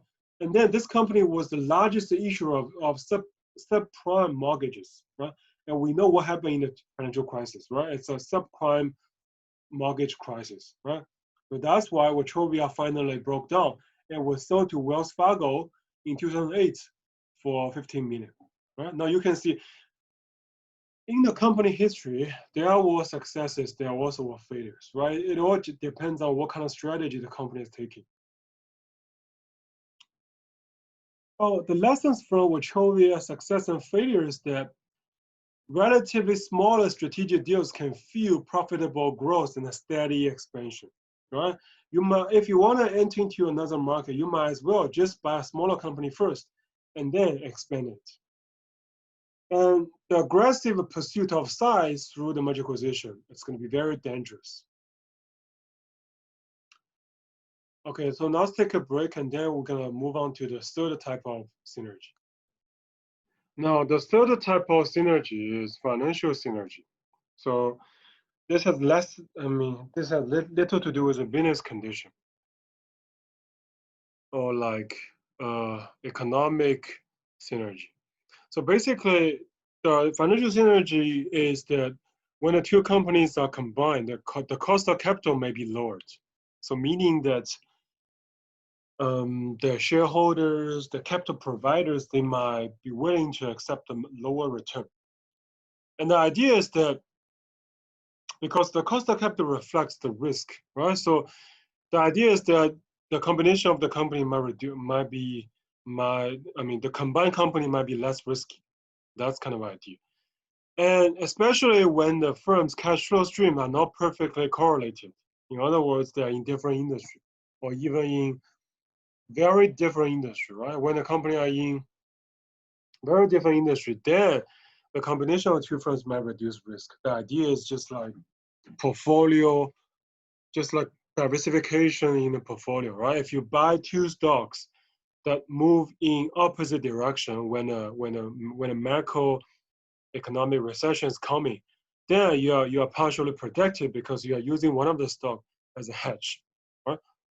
So that's why the combination of two firms might reduce risk, right? When these two companies' cash flows are not very correlated. In other words, when the risk exposure of these two firms is not very correlated. Right? And when the acquisition lowers the volatility of the cash flow, then the supply of capital might consider the firm less risky, and that's why the cost of capital is low. Right? And in that case, because the company is less risky, then the risk of bankruptcy will presumably be less. Right? The combined firm is less likely to default. That would be the idea. Right? And there is some empirical evidence for that. For example, Higgins and Shaw, what they find is that when a correlation of the income stream of two firms is less than perfectly positively correlated, right? Then the bankruptcy risk associated with the combination of the two firms may be reduced, right? And the kind of explanation for this kind of idea is called debt co-insurance effect. So this is kind of the idea. And this is exactly what I found, which is the correlation of the income is less than correlated, then the bankruptcy risk may be reduced. So the idea here is like this, right? Suppose you have two separate firms, right? So if you have two separate firms, then it is very difficult to know which company is going to bankrupt. Nobody knows, right? It's just that you need to make predictions for every firm, right? Now, if one firm actually defaults, then the creditors they are kind of they may suffer from that, right? Because their loans might not be recovered. This is the kind of idea. Now, if the two companies they were combined in advance of financial problems, right? So in that case, then if the two companies they are combined, then the cash flows of the firm that are still financially healthy, right? They can be used to cushion, right? To cushion the financial stress of the other company, right? For example, if there are two companies, right? One company is in financial distress, right? Now, if they combine, right, the company in financial distress can be, the financial distress can be compensated by the good, the good part of the good part of the combined company. In other words, if the acquirer is healthy, if the target is financially constrained, the acquirer can relieve the financial constraint, can relieve the financial distress of the target firm. In that case, overall, they are financial healthy, right? So they are not. The default likelihood definitely is much higher than the target company alone. Basically, a good firm is used the earnings to offset, right? To offset and prevent the combined firm from falling into bankruptcy and causing creditors to suffer from losses, right? So it's just like offsetting effect. The good companies good earnings and good condition offsets or compensates for the bad performance or financial distress of the bad firm, right? So that's why overall they're still good. But so this is called a debt co-insurance effect. But this effect does not create any new value, right? Because I mean, it's just transferring value from like bondholders to so they're basically transfer the benefits from shareholders to bondholders, right?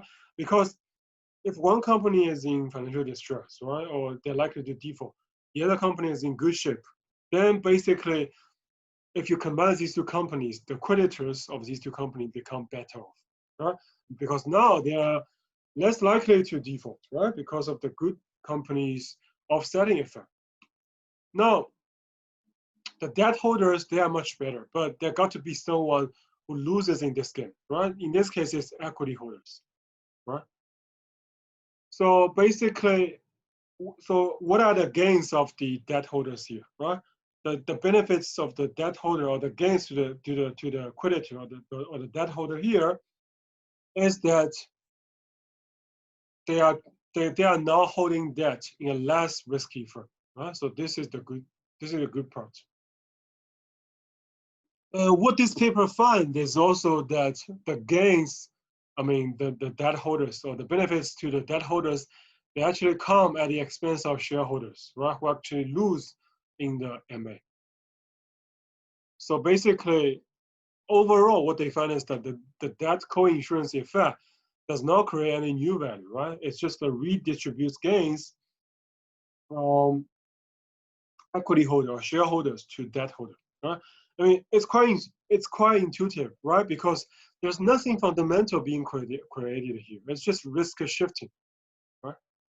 That's why this is, I mean, this is argued as a financial synergy, but it's controversial, right? Because there's nothing new created here, right? So it's just that maybe one firm is close to bankruptcy. Now it gets saved by the good health firm. That if they combine, the target firm perform much better. That will be it, right?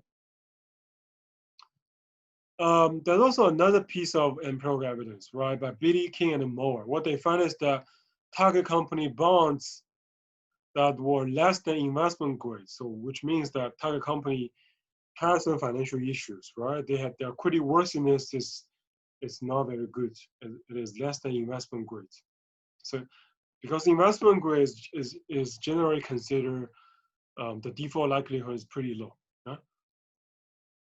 Now, if the target company bonds, if they were less than the investment grade after the deal, right, after they are acquired by another company with good credit ratings, in that case, they earn significantly positive announcement period returns, right? So this is a signal, right? This is a good news for the bondholders of these target company, right? Because now the combined company has much less likelihood of default, which is good news for bondholder, right? Because they will no longer suffer from losses. In contrast, acquiring company bonds under negative announcement period returns, right? Now you can see there's a transfer here, not only between shareholders and bondholders, but also from targets to from acquirers to targets, right? In terms of bondholders, right? I mean, this is intuitive to think about, right? If you have a good firm, a bad firm, right?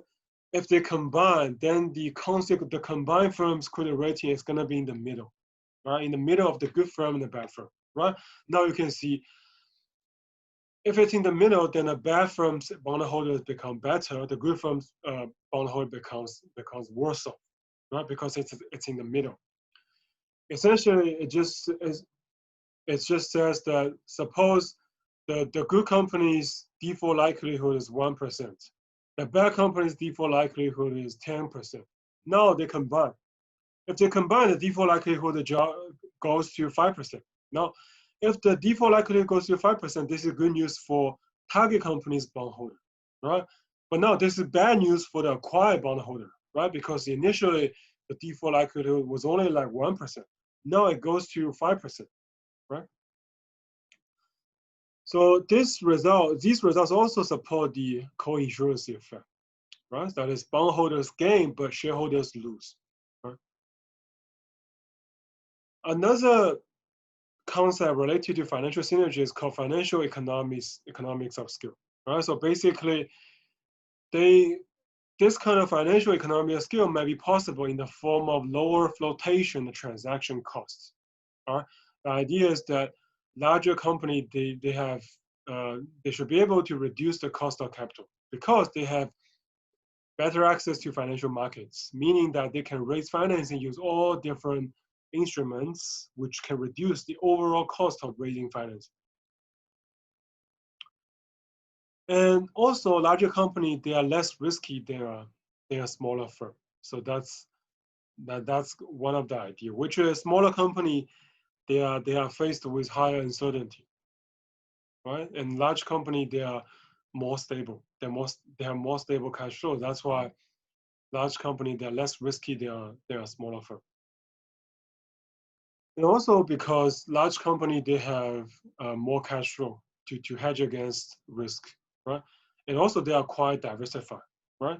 I mean, large company might not be just in one businesses, right? They might be in several businesses, right? Whose risk are not quite correlated. That's the idea. Right? The other thing is that large company, they can provide target company the access to the internal capital market, right? And basically diversified and larger company, they have better credit quality and a better access to capital markets, right? All these benefits, they are financial benefits, right? Which can reduce the overall cost of capital, right? We're gonna talk about the value of the internal capital market in a bit, in the next slide. And furthermore, this paper by Earl, John, and Westbach find that after the MA acquisition, the target company actually holds less cash, right? And then their incentives, their investments were less responsive to cash flows and were greater. Right? The idea of this finding is what I just talked about, right? It's like target company has a financial constraint, right? And they're in particular looking for acquirers with good cash flow, or they are looking for cash cows, right? To relieve their financial constraints, right? Now, after they get acquired, their financial constraints are relieved. The default likelihood decreases, right? That's why they will hold less cash, right? Because now there's no need to hold a lot of cash because now the bigger company, they can hedge against potential risk. Right? That's why they will make bigger investment, and then there's less need to hold the cash. Now, another advantage that the acquired company can provide to the target company is through the internal capital market. And this paper by Billet and Moeller reinforces this idea. So what is the internal market? If you are a large company, right, in many cases, you have an internal capital market because you have many divisions in different states, right? You have many subsidiaries that operate in different segments, that operate in different locations. So basically, this paper, what they found is that basically companies, they can internally reallocate those resources, right, to improve the overall value. Right? So what they found is that diversified companies, they will subsidize internal segments and transfer financing between segments. Right? For example, this segment has not much good investment opportunity, right? That segment has good investment opportunity, right? So then diversified company, they might subsidize internal segments, right? The diversified company, they might subsidize segments with good investment opportunity, right? By transferring funds from segments with like little or very, not very hopeful investment opportunity. That's kind of idea.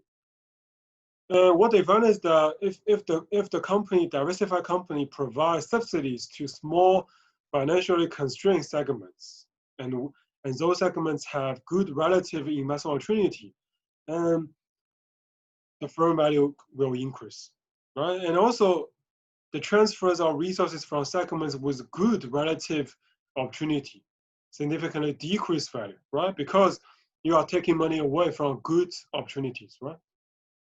And finally,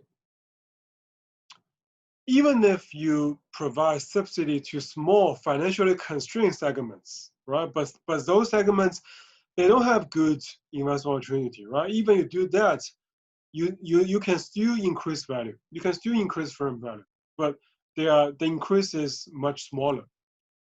So this is how the value of the internal capital market works, right?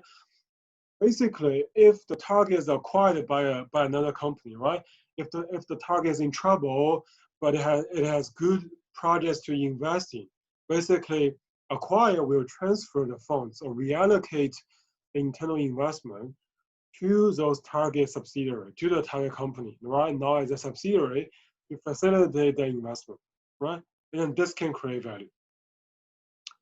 So this is one of the value of internal capital markets that if in a merger acquisition, the target company can enjoy or can receive, right?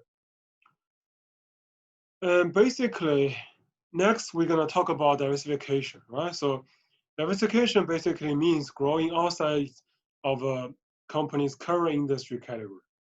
If you are operating in the wine businesses, right? Diversification means that you are now operating a golf businesses, right? And this motive play a major role in the acquisition and mergers that took place in the third merger wave, right? Like we talked about in the first topic, in the third merger wave, it's a conglomerate area, right? There are many conglomerate mergers there. So firms are trying to expand to other industry, right? So that they become bigger and bigger.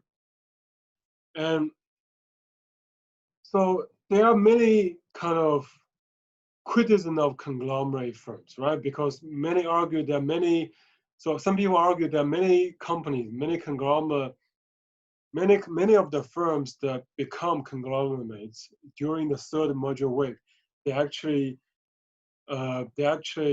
disassemble, right? So they actually spin off the subsidiaries, right? Spin off the parts that they bought in the conglomerate merger. And also they do divestiture, right? Basically sell these, basically undo the merger they did in the conglomerate merger wave, right? They sold their units, their divisions, their subsidiaries to other companies, right? So, and this process is called the deconglomerization, right? But one of the exception here is the GE, right? So GE is General Electric, right? For many years now, GE has not been only an electronic-based oriented company. It used to be, but now it's a conglomerate company, right? And they achieved this through acquisitions and divestitures, right? And then now it has become a diversified conglomerate, right? So that's why this is a successful example of conglomerate or a successful example of diversification, right? So what they do is that GE has been seeking to acquire leading positions in the various industries. All right, so it's not that they just bought another small firm entering the industry and become like a fourth place, fifth place, right? Just become regular player. No, they will try to be the leader in that industry, right? And then when they buy, they will try to buy the leader in that industry, right? And these leading positions in different segments in different industries providing a very dominant position compared to other competitors, right? So that's why one of the lessons from the success of the GE and also the failure of many firms that spin off or divested their subsidiaries, the diversified company, they need to regularly re-examine their constituent units. Right? So this is the lesson learned from the success and failure. Right? And there are mainly like three motives here to diversify, right? So one of the motive is enter into more profitable industry, right? For example, the current industry is not very, very profitable. So diversified company want to enter into another industry, right? So management might want to enter industry that are more profitable, right? And it's because the current industry might already reach the mature state. That's why the probability becomes lower and lower, right? But from economic theory, we know that in the long run, if competition is still there, then more and more firms enter, the long run probability will be zero, will be close to zero, right? From economic theory. That's why diversification program, if you are thinking about entering into more profitable industry, it's not going to be sustainable. It's not going to be successful in the long run, because in the long run, probability will always go to zero, always go to smaller levels. So basically, what are the benefits and costs of diversification? The benefits is that you can have greater operating efficiency, right? You will have less incentive to forego positive NPV projects because you just have too many projects out there, right? You can choose from. It's not like you will be running out of projects, right? And you also have greater operating efficiency, right? Operating efficiency, it's because you have internal capital market, right? I mean, if the investment in one particular segment is not very efficient, you transfer to another one that is more that can more efficiently uses the investment, or the investment efficiency is higher, right? And also you have a greater debt capacity, right? Because you're bigger, right? And also lower tax burden, right? So this is because if you are diversified, you are most likely geographically diversified. And many people who work in the tax avoidance, what they find is that usually diversified firms, they can shift their operations across different states in order to avoid taxes, right? So this is one of the tricks that diversified company can play, right? They can geographically shift their operations, right, to minimize the tax burden, right? For example, in Delaware, right? That's one of the ways to do. Of course, it has many costs as well, right? Diversification. For example, the use of increased discretionary resources to undertake value decreasing investments. Because there are many different segments, right? Then managers have discretionary to allocate the money to different segments, right?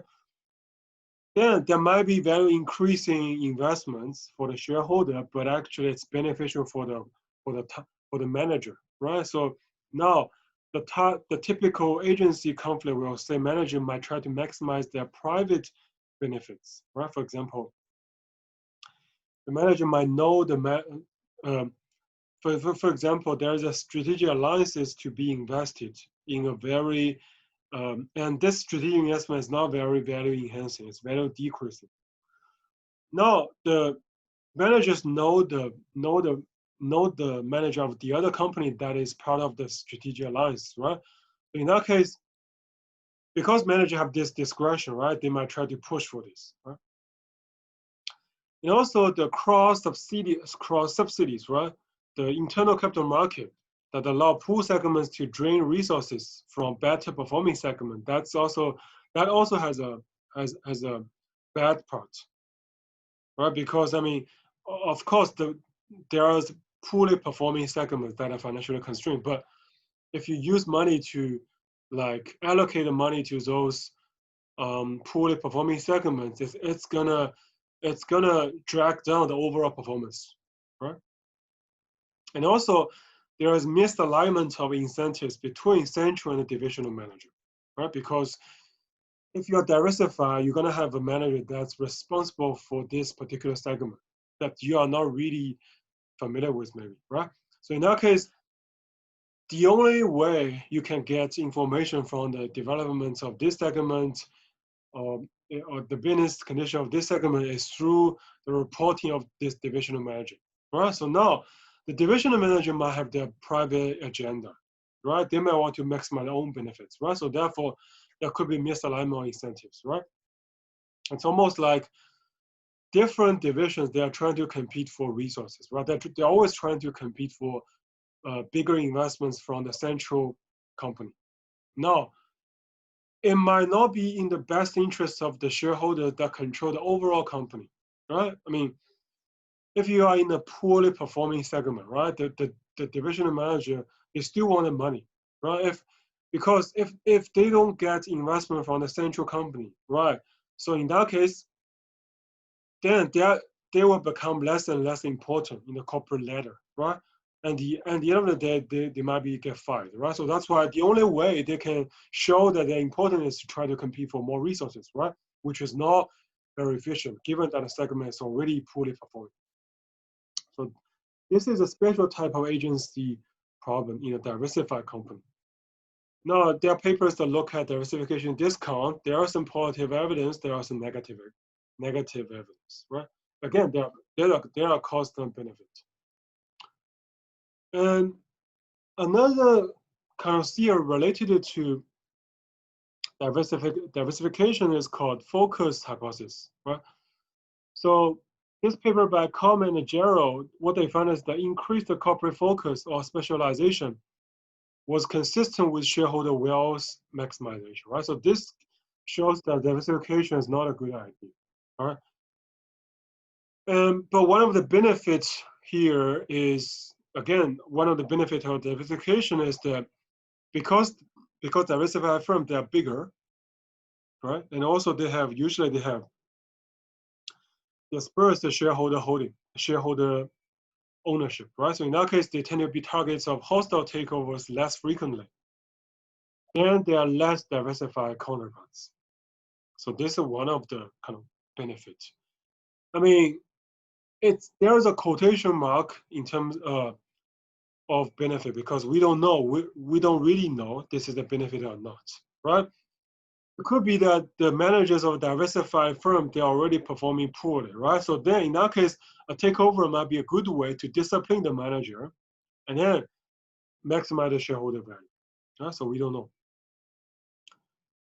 And also what they found is that the poor performing firms, they're more likely to diversify. Then they are better performing counterparts, right? So this is almost like maybe one of the reasons why firms are performing poorly is because they diversify, right? They are operating inefficiently by having too many segments, right? And then these two segments do not have much synergy. For example, wine businesses and golf businesses, right? They're not really relevant and they don't share the same inputs, right? So that's why it's not really efficient to run this irrelevant business together in a company. So that's why in those cases, spinning off certain parts of a diversified company might actually improve efficiency, right? In that case, you can save a lot of cost. And one possible explanation for diversification discount is that for diversified firm, because you have many segments, right?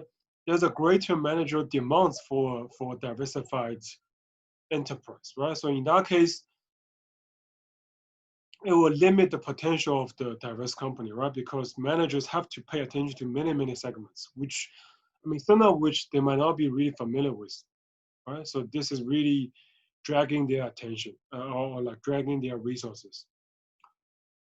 And also, it could be simply because that wasteful managers who pursue diverse MAs for their own self-interest, right? Because we know that if you buy more and more company who are more diverse and diverse, in that case, right, the company become bigger and bigger. If the company become bigger and bigger, you get higher and higher compensation, right? And moreover, the larger diversified company might actually pay much better compensation packages to their managers, right? So that's why managers might use the acquisition to build their empire, right? And to receive higher compensation. So this is the agency conflict idea. And more evidence here about market reaction, right? So this paper by Lama and Polk, what they find is that companies with discounts have higher subsequent returns than companies that are trade at a premium. All right, so this is one of the findings what they find. So that is companies with discounts, which are diversified, they have some higher subsequent returns actually. Right? So that is kind of saying diversified company, you might have short-term lower return, but actually in the long run, you might have higher subsequent long-term return, right? So the traditional explanation for diversification is that you could have irrational manager, corporate waste, and so on, right? So this study actually provides another explanation. That is, actually diverse company, they are good. It's just that the market irrationally undervalues diverse companies, right? Then in the long run, they actually realize this misvaluation. Now they correct this misvaluation by getting the prices right, which is you have a higher subsequent returns in the long run, right? In the long run, investors realize that the diversified company, they are undervalued, right? So that's why they corrected their market reaction. Finally, even if you do diversification, you can do related diversification. You can also do unrelated diversification, right? And whether you do related or unrelated diversification also matters, right? What people find is that the track record of related acquisition is significantly much better than those of unrelated acquisition, right? So this paper by Mark Schleifer and Vishny, what they found is that the market punish shareholders in companies that engage in unrelated acquisition, right? So that is, the market didn't welcome unrelated acquisition. And shareholders in related acquisition did better, right? And so this is the finding from the related acquisition, right? And finally, the final question here is that do diversified or focused firm do better acquisition, right? So remember, so keeping in mind, this is a different question, right? The previous question is diversified company value enhancing? Is valuable for shareholder? Now this is a separate question, which is do diversified firm make better acquisition? Right? This paper by Sihan and Tice, what they found is that diversified firms, they had 1.5 higher announcement returns than single segment bidders, right? And the combined companies where the bidder was diversified also have higher profit margins and lower costs, right? So the explanations these authors they provide for this finding, that is diversified company do better in acquisition, is that diversified acquirers, they are better able to implement post-deal efficiency improvements compared to more focused bidders. All right? I mean, one of the reasons could be because diversified acquirers, they have already done lots of prior acquisitions, right? So that's why they have more experience in dealing with, in kind of dealing with this restructuring process after the merger. Right? So this is kind of the idea.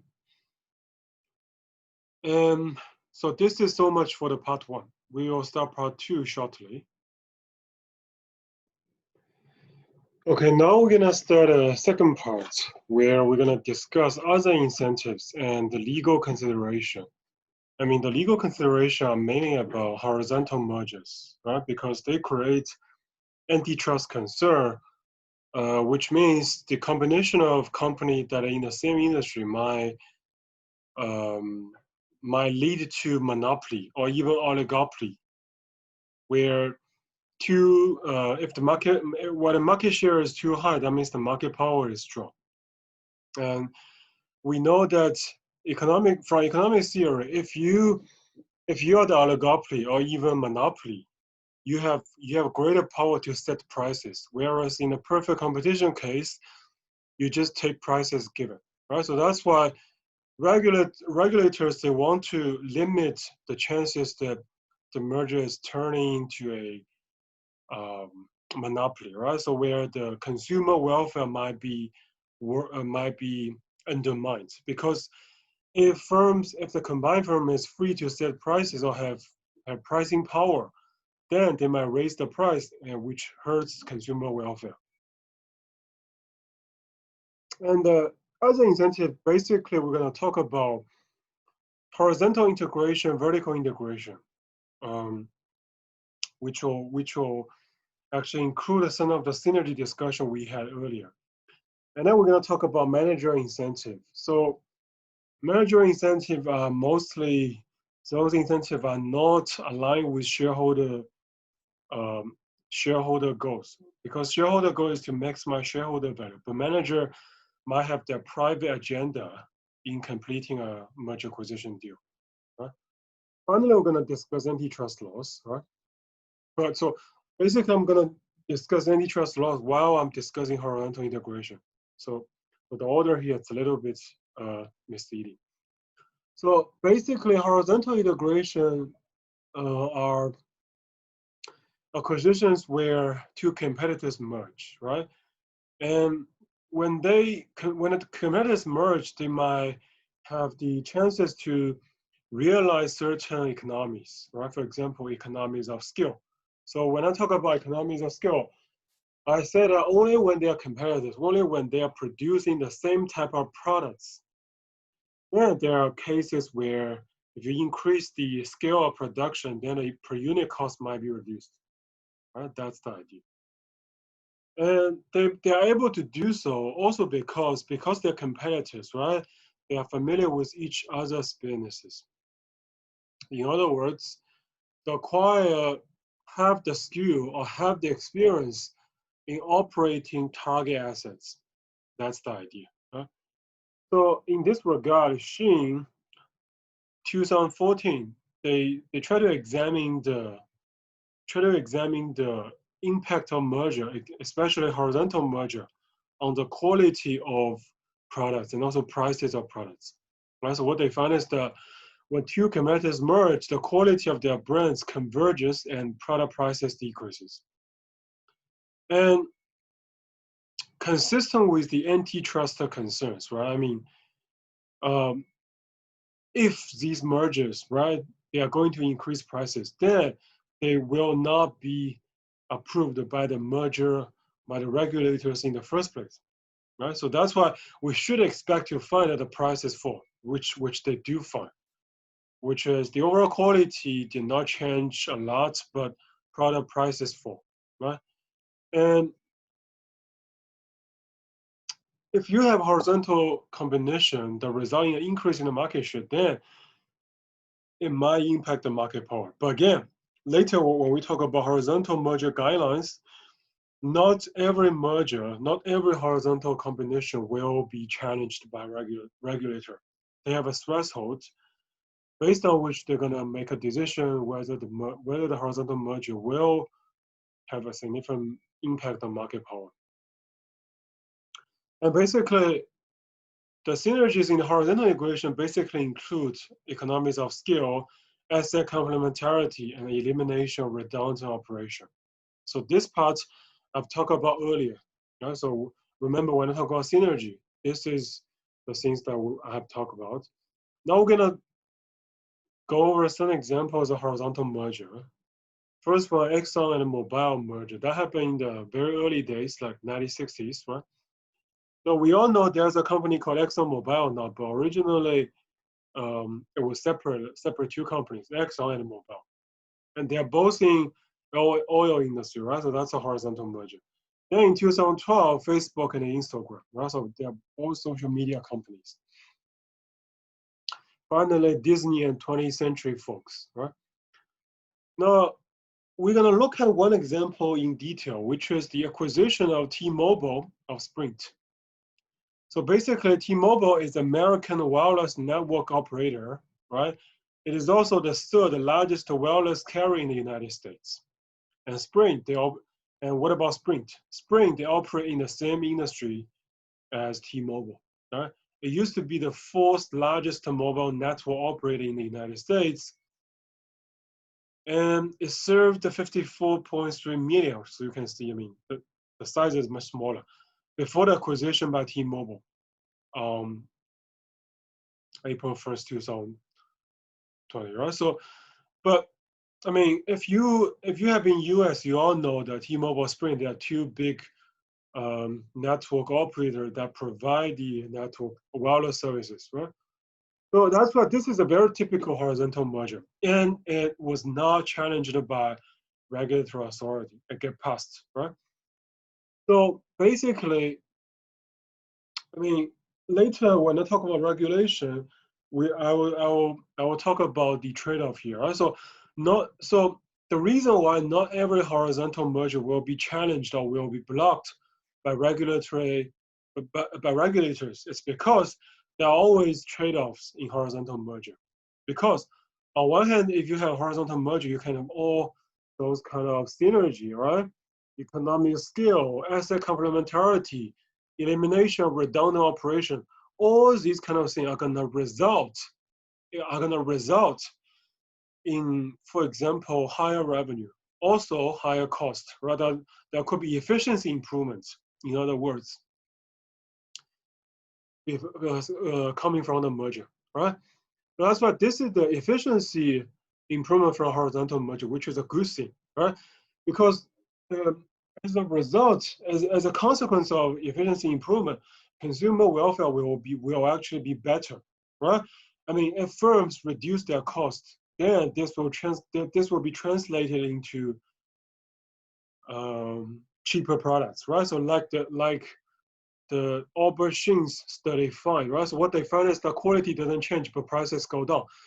This exactly proves the point where for those horizontal mergers that are not challenged by the regulators, they are really good mergers because it brings down the cost, right?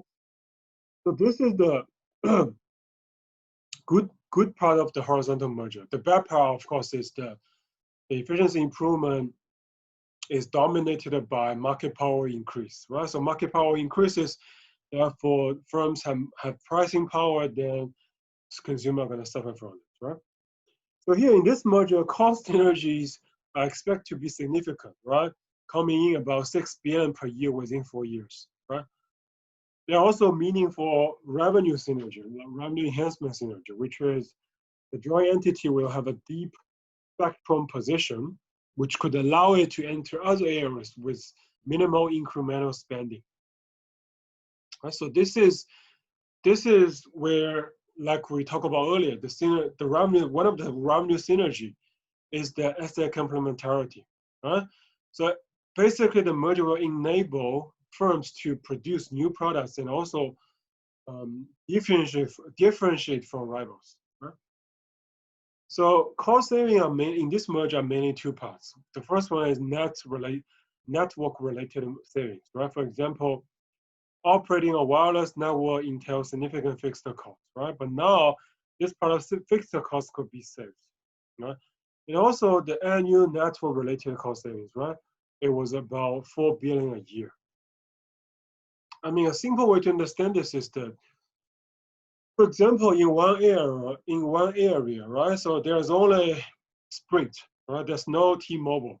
Now, if they're separate two companies, when T-Mobile wants to enter into this area, T-Mobile have to set up its own station, which is a fixed cost, right?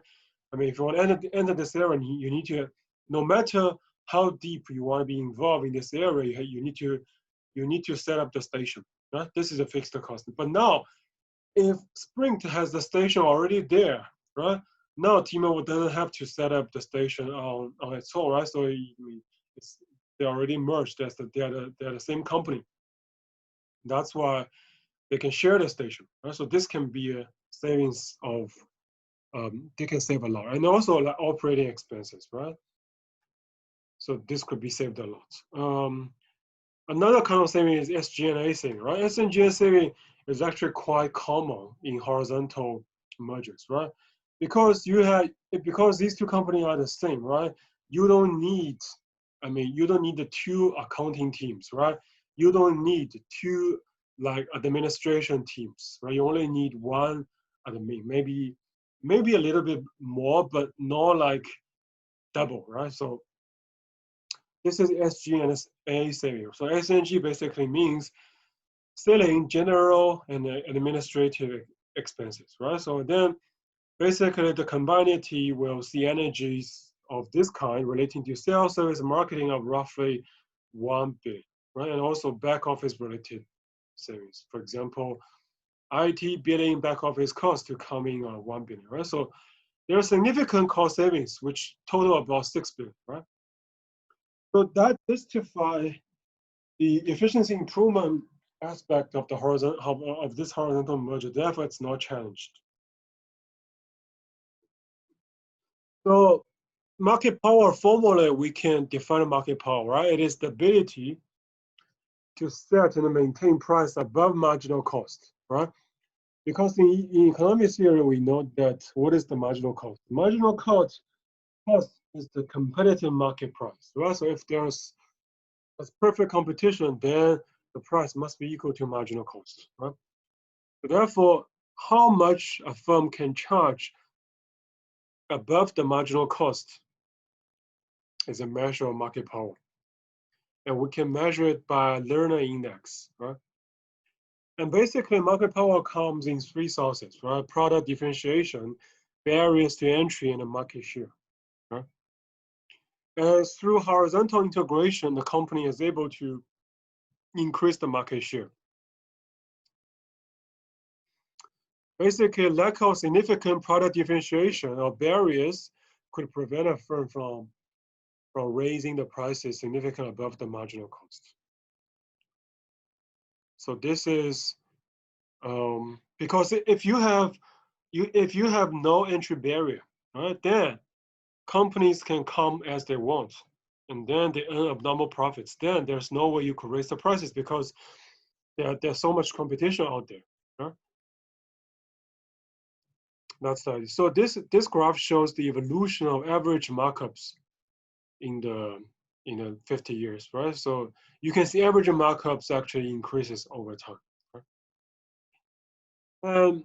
There is empirical evidence on M&A and market power, but the major issue there is that we can never differentiate between, I mean, shouldn't say never, but it is very difficult to differentiate between increased efficiency of market power or greater market power, right? Because they kind of lead to the same set of findings, right? For example, the market reaction positive, right? Everyone thinks it's a good deal, but you don't know why everyone thinks this is a good deal, right? It could be that there's efficiency, or it could be there's greater market power so that the firm enjoys the more profits, right?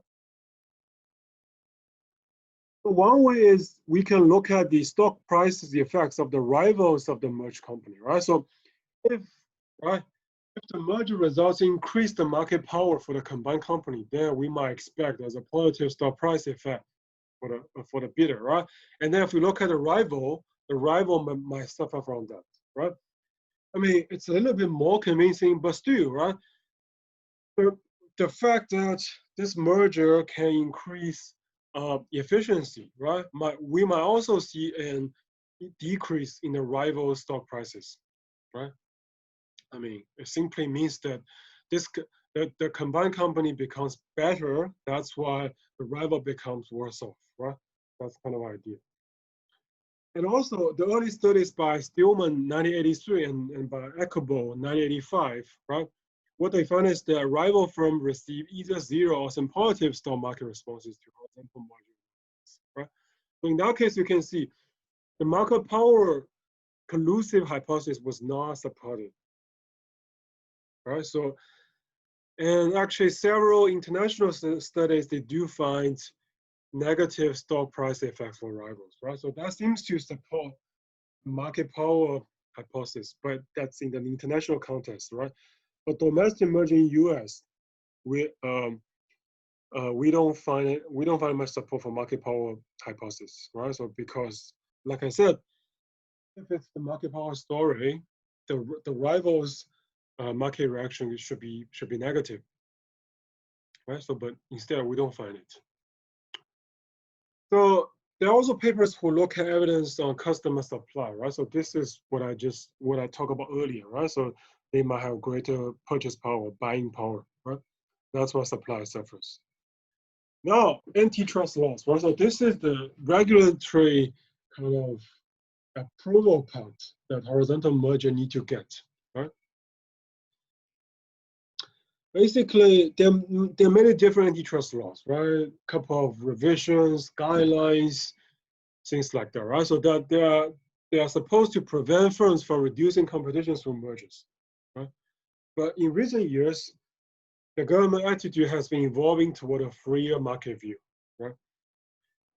And the other nature of this approval process is that depending on different administration, right? For example, if you have Republican administration, I mean, we all know what Republican wants, right? So if you have Republican president, right, usually the policy is more like freer market, smaller government, right? So in that case, you might see more kind of horizontal mergers being approved, right? Now, if you have a Democratic president in the office, right? So their policy is like bigger government, more regulations. So in that case, you might see actually fewer approved horizontal mergers, right? I mean, that's just a little bit of that historical trend. But what I mean, what's also important here is that one merger that was objected earlier might actually be approved later in the history, right? So, well, because there are two reasons for it. The first reason is just like I said, right? So different governments, different periods, people advocate different things, right? That's the first reason. The second thing is the industry is also evolving, right? So in the earlier period, for example, in 1987, FTC objected to a merger between Staples and Office Depot. Yeah? So at that period, it might be that the industry is very, very concentrated, right? But in 2013, the merger between Office Depot and the number 3 Office Max was allowed, right? So it might be because the industry is less concentrated in that case, right?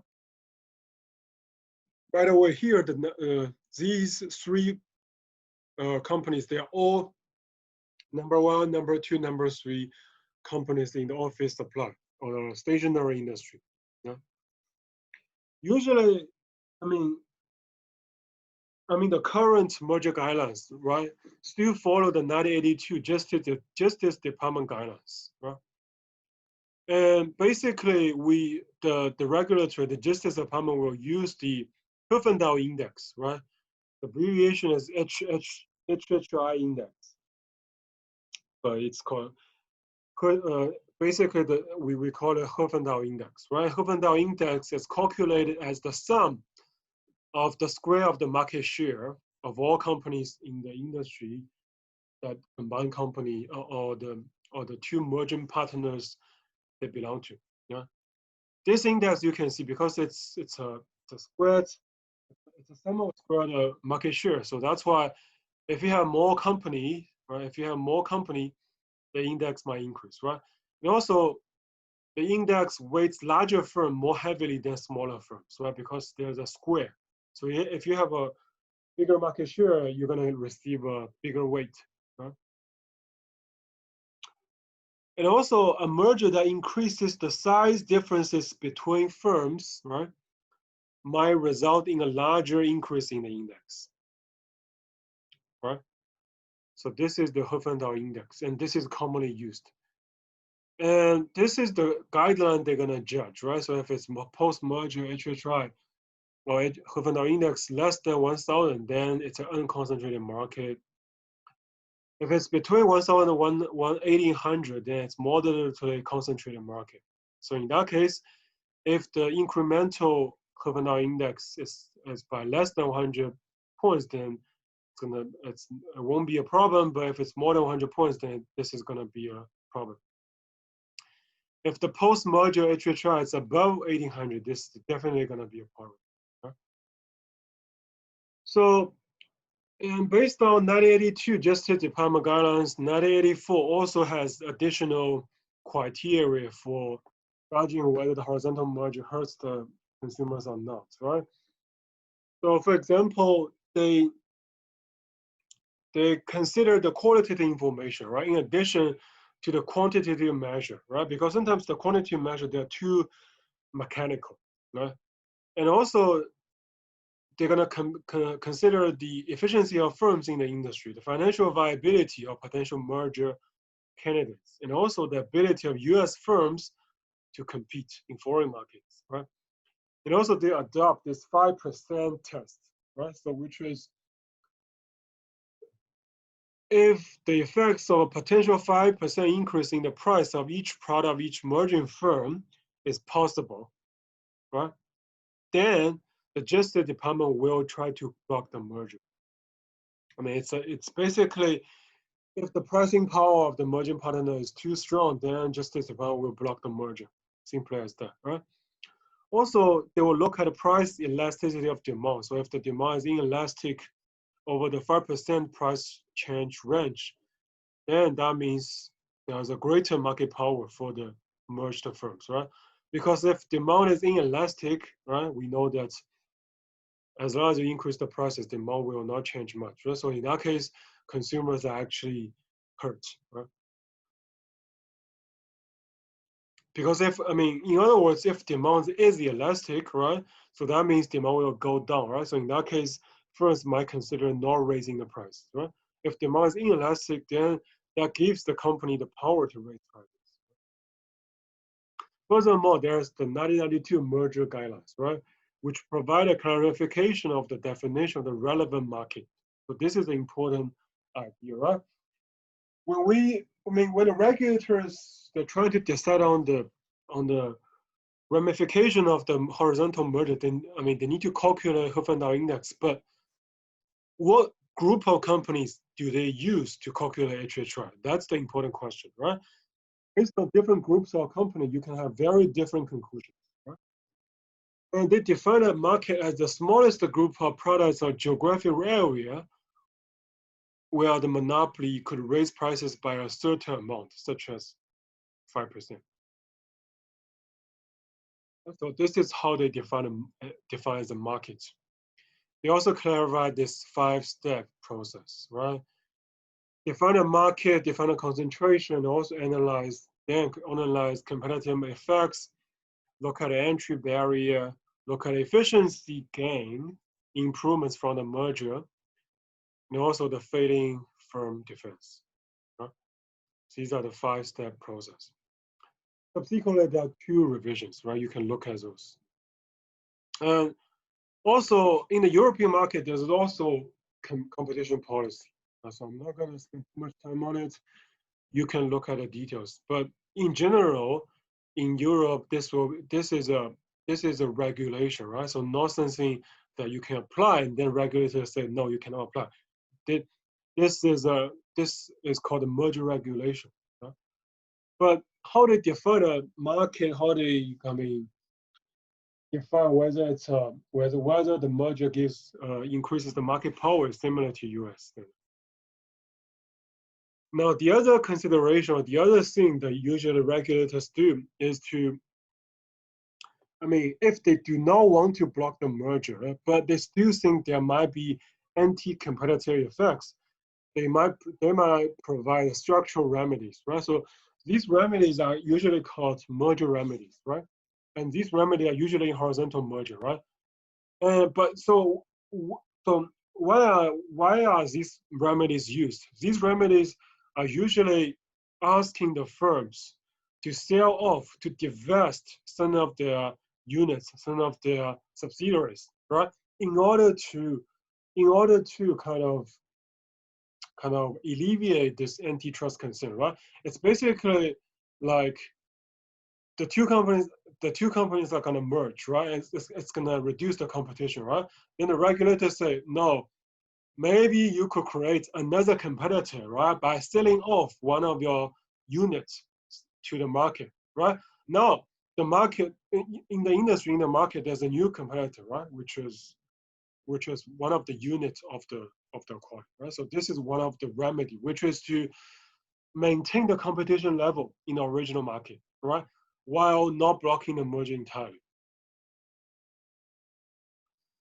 So this paper by Ney and Chen analyzed this much horizontal mergers over this period, and what they found is that the post-merger increase in the product prices was smaller when the deal was accompanied by divestitures, right? So these are structural remedies, right, proposed by Justice Department. Right?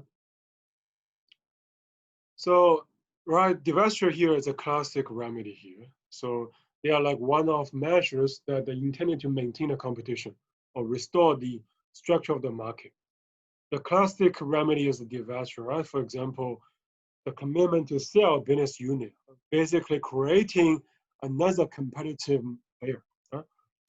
For example, in the acquisition, in the merger between US Airways and American Airlines, right? So they were allowed to merge, but obviously there are two airline companies, and this is a typical horizontal merger. So because the Justice Department was worried about this antitrust effect, so that's why uh, it asked these two companies to give low-cost competitors more access to several key US airports. I mean, a technical term for it is called slot divestiture. So, right? This is try to kind of maintain a competition level. Okay, the second type of motive for merger is like vertical integration, right? Vertical integration involves the acquisition of firms that are closer to the source of supply or to the ultimate consumer. So basically, consumer buys the supplier, or supply buys the consumer, buys the customer, right? So customer buys the supplier, or the supplier buys the customer.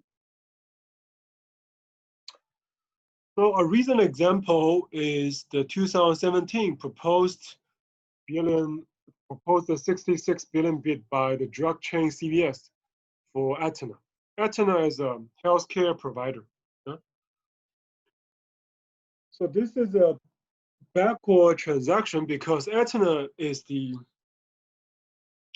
so basically CVS is the supplier, right? Aetna is a customer, right? Because, so what kind of thing does CVS provide? CVS basically provides those prescriptions or healthcare related patients, those kind of services, right? So this is the backward transaction, which is supplier bought customer, right?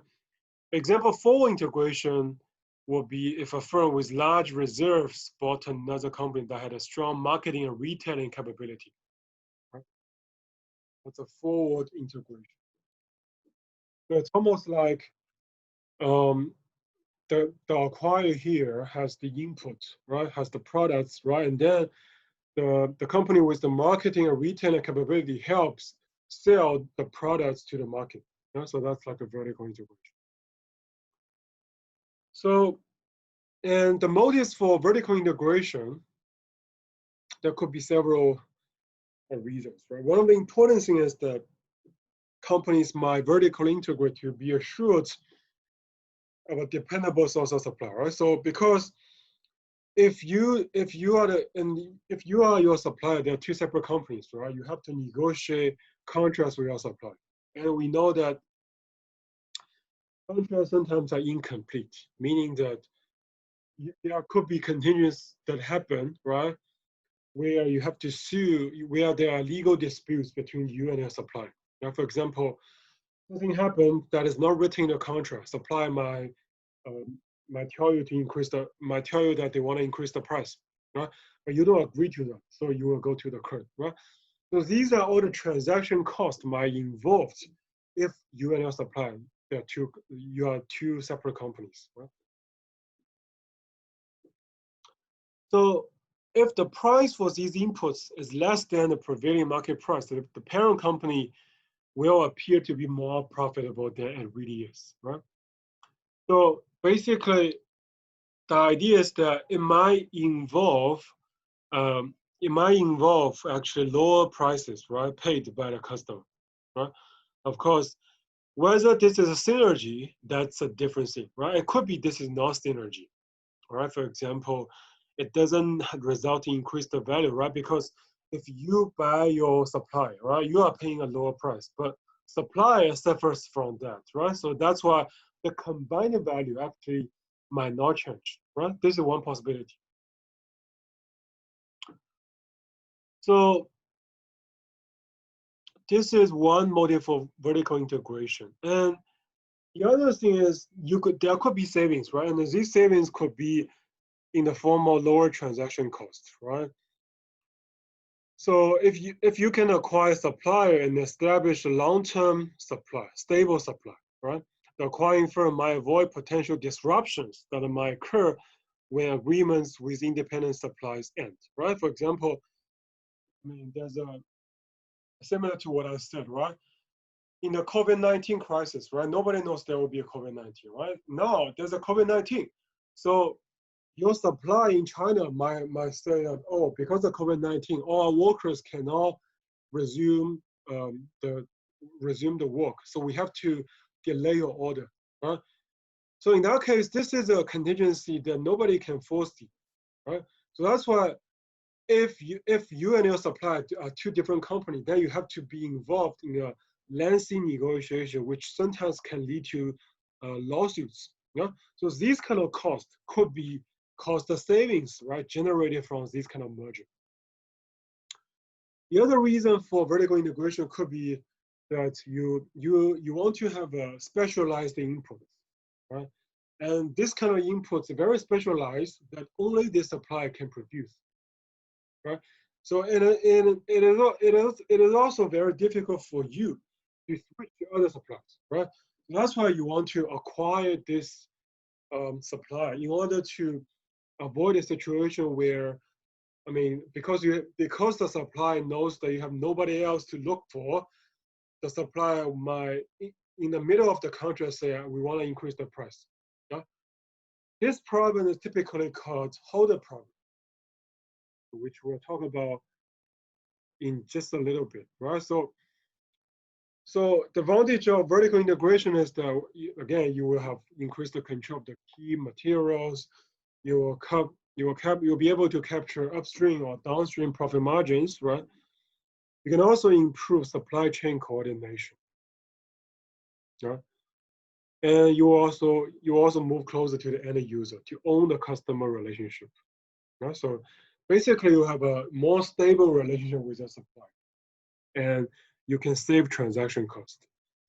So there's an example of the vertical merger, right? So Google, Android, Live Nation's acquisition of Ticketmaster. So Ticketmaster is a company that sells concert tickets, but Live Nation is an organizer of concerts, right? So that's why it's vertical integration. And also Dell and EMC.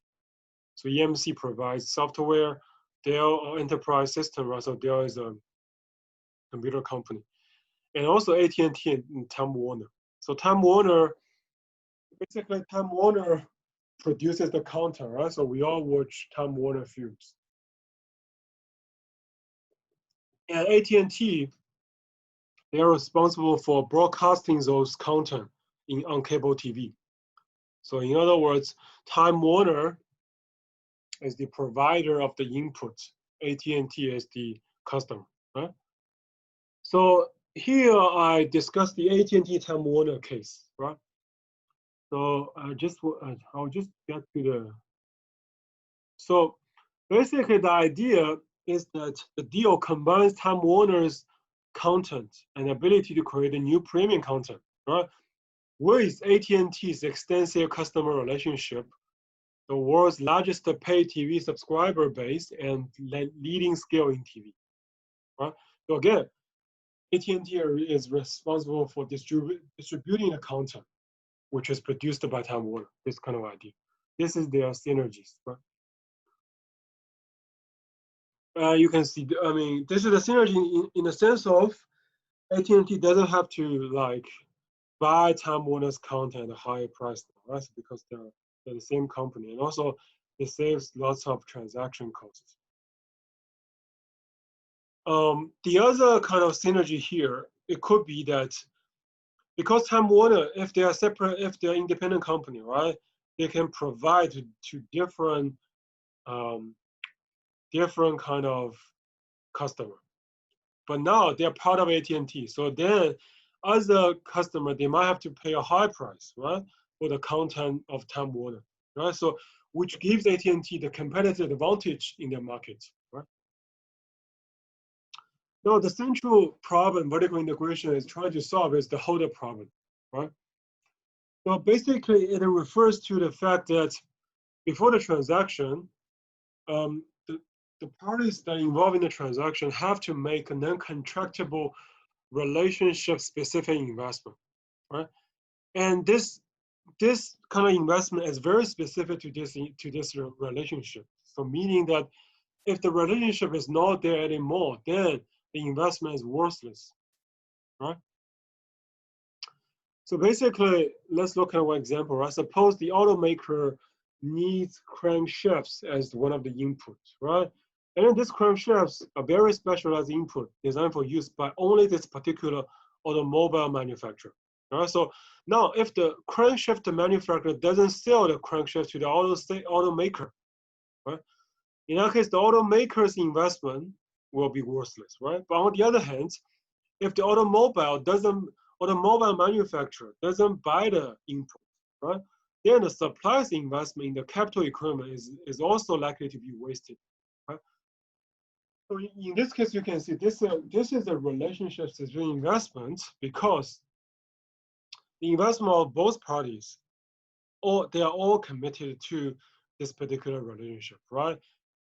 If either of the party, right, they seek as a partner, then the investment will be worthless. Right? That's the idea. So that's why there could be transaction costs involved, right?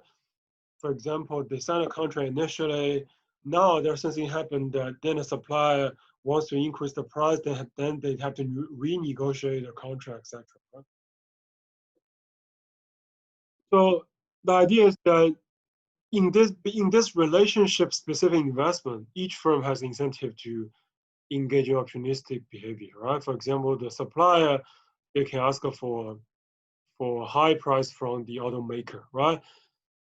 And the automaker can also say we want to pay the automaker can also say we don't want your inputs, right? We wanna pay for it only with a lower price, right? The result is that two parties involved in this whole problem will pay tremendous transaction costs, right?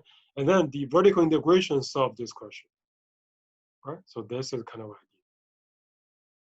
idea. But I mean, nowadays there are lots of vertical integration, right? Then the whole problem it is still some of the incentive to do vertical integration, but it becomes less and less common because companies are finding it more efficient to outsource, right? I mean, or like outsource the production of the units to other companies, right? Because I mean, they can have better contracts, and also it's because the outside suppliers they tend to use non-union labor at lower wages, right? So this is one of the savings if you outsource, right? This is one of the concerns. Now, finally, we're going to talk about the manager incentive in merger. So the idea is that in general, or in some cases, the mergers are not just driven by managers' goal to maximize shareholder value, right? It could be because shareholders, they don't care shareholder value, right? They have their personal agenda. So first, we're going to talk about the hubris hypothesis of takeovers, so which basically says hubris, basically refers to the fact that to the phenomenon that managers they're overconfident in their ability to make successful acquisition, right? Basically, this Rowe paper in Rowe 1986 says that the hubris or the pride of the managers play a role in explaining takeovers, right? Basically, managers will seek to acquire firms for their own personal motives, and the economic gains to the acquiring firm are not the sole motivation, right? So in Rowe's story, in this hubris hypothesis takeovers, managers, they are too competent. In other words, they're overconfident of their ability of making successful acquisitions, right? They might superimpose their own valuation of the target, which in many cases are typically higher, over that of an objectively determined market valuation. Right? So that's why they are going to pay more. Right? Now, there's an empirical evidence of this phenomenon, right? So, for example, Dodd 1980, they found that there's negative returns to the acquirer following the announcement of a planned takeover. Right? And also, there's more widespread agreement about positive price effects for target shareholders.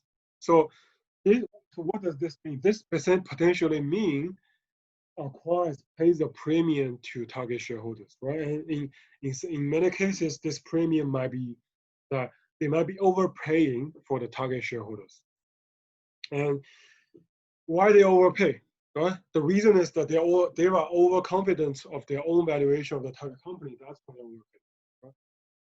That's the idea. Later, there's also other papers look at this hypothesis, right? So, for example, Hayward and Hambrick, they find that a CEO hubris, it is positively associated with the size of the premiums paid. So the more they are overconfident, the more they take a pride in their valuations, in their acquisition activity, the more they're going to pay to the target. Yeah? And also Momendia Tate, they also look at overconfidence play in the deals. So they measure overconfidence by CEOs' tendency to overinvest in the stock of their own companies. So they find that the likelihood of doing acquisitions was 65% higher for the overconfident CEO. Right? So it's not just the overconfident CEO have over high valuations in a merger acquisition, right? They also are more likely to do acquisition, right?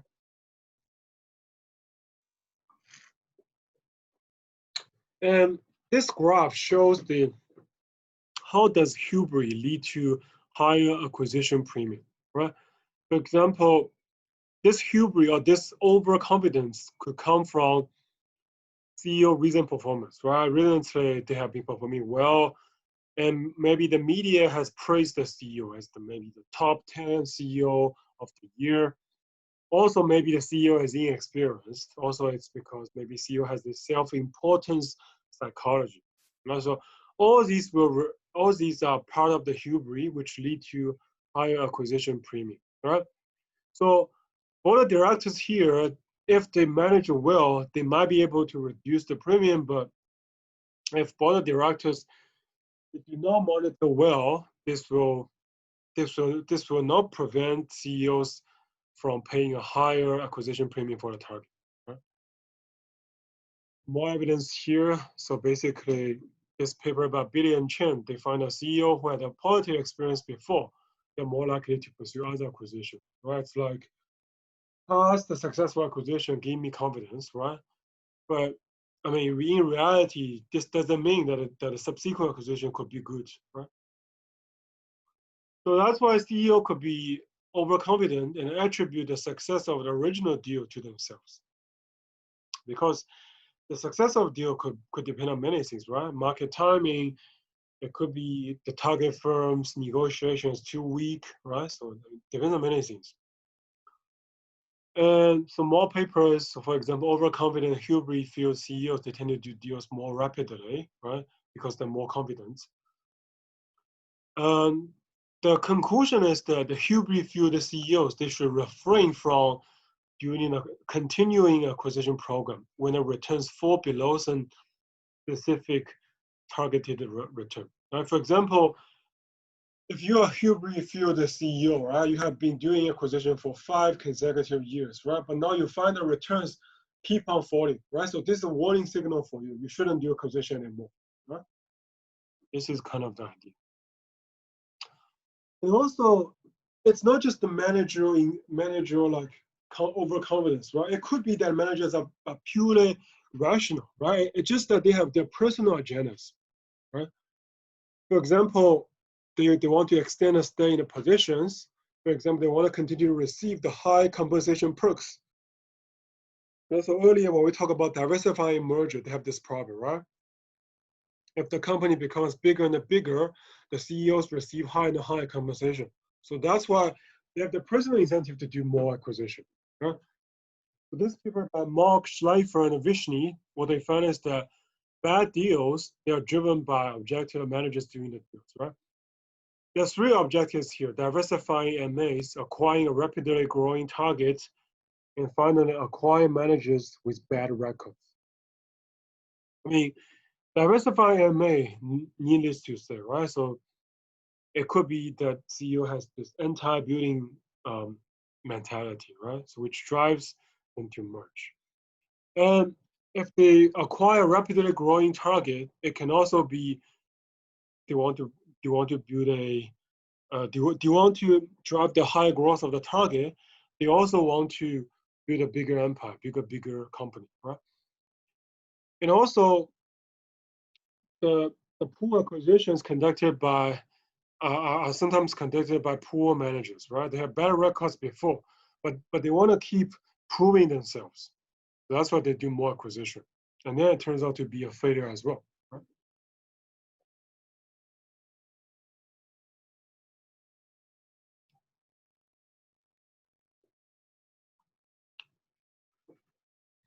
So this is managerial agenda. And the other thing, the other phenomenon here is called a winner's curse, right? Winner's curse basically happen in the auction, right? Whereas the winner of bidding can be cursed by placing a bid that exceeds the intrinsic value of the assets, right? Because everyone is competing, right? The winner can kind of wrongly calculate the probability of him winning, right? So that's why if the winner underestimate the winning probability, he will or she will keep on increasing the bids, right? That's why that's why he or she will end up paying too much, right? And that's why in the MA case, the acquirer is going to be overpaid, right? And this paper by Varaya, they find that on average, the winning bid in takeover contest overstated the capital market's estimate, right? By as much as 67%. So that's a lot of overpayment going on. The other question is, we see lots of bad acquirers, right? But the question is, do bad bidders become good targets? Right? I mean, because if they keep on performing bad, then this might subject them to the market for corporate control, right? So it's just like good managers or good acquirers might step in and say, want to replace the management and operate the target assets well, right? So this paper finds that companies that make acquisition that cause the equity to lose value, they're more likely to become takeover targets, right? Which supports this idea, right? So bad bidders might become good targets. And this paper by Lei and Zhao, they find there's an inverse relationship between the returns of acquiring firms and the likelihood that CEOs will be fired. So this basically says if the returns of the acquiring firm is negative enough, it is very, very bad, then more likely the CEO will be fired, right? Which makes sense. And also compensation, right? Just like I said, so managers of companies, they will acquire other companies to increase the size so that they receive higher compensation, right? So again, this is supported by these two papers, right? You can look at the results. And there are also other incentives, right? For example, improved management. For example, so I mean, this is like rational, right? So for example, the acquiring firm manager, they believe that they are better manager, so they can better manage target resources, right? In that case, acquire might pay a control premium. Right? And this is particularly true in case of large companies making offers for smaller growing companies, right? Because usually managers of large companies, they have experience, they are professional managers, right? They might think that they might manage the company much better than the CEOs in smaller companies. And also improved R&D, right? So for example, acquire manager might believe that buying another company can increase the R&D in their own company, right? So for example, one of the reasons for the consolidation that occurred in the pharmaceutical industry in the fifth merger wave is trying to acquire R&D. So basically, when we acquire R&D, what are we talking about, right? So we are acquiring research facility. We're also acquiring personnel, right? That's the main part. And on top of that, we are also talking about acquiring patents, right? Which is the output of R&D, right? So for example, this merger between Glaxo and SmithKline increased R&D a lot, right? And then as a response, the competitors also began to compete in R&D by buying other smaller companies, right? So the successful acquisition by Pfizer of Warner Lambert gave Pfizer enhanced R&D, right? So this is one of the successful example. But also the acquisition filled up the drug pipeline of Pfizer, right? So this is the kind of objective which is which is very industry specific, right? Which is to acquire R&D to gain the ability to further innovate. And I mean, we actually talk about this incentive when I talk about asset complementarity, right? For example, large firms, they don't want to take the risk of innovation. Smaller firms, they are good at taking risk. They're good at taking risky projects, right? So that's why large firms like to acquire smaller firms with finished technology or technology with proven success, right? In order to avoid the risky and the long-term lengthy innovation process, right? So this is also one type of R&D acquisition. Finally, to improve distribution, right? So these are typically vertical mergers between manufacturer and the distributors. Right? So I mean, this is actually part of the vertical integration incentive, right? If you have vertical mergers between manufacturer and distributor, right?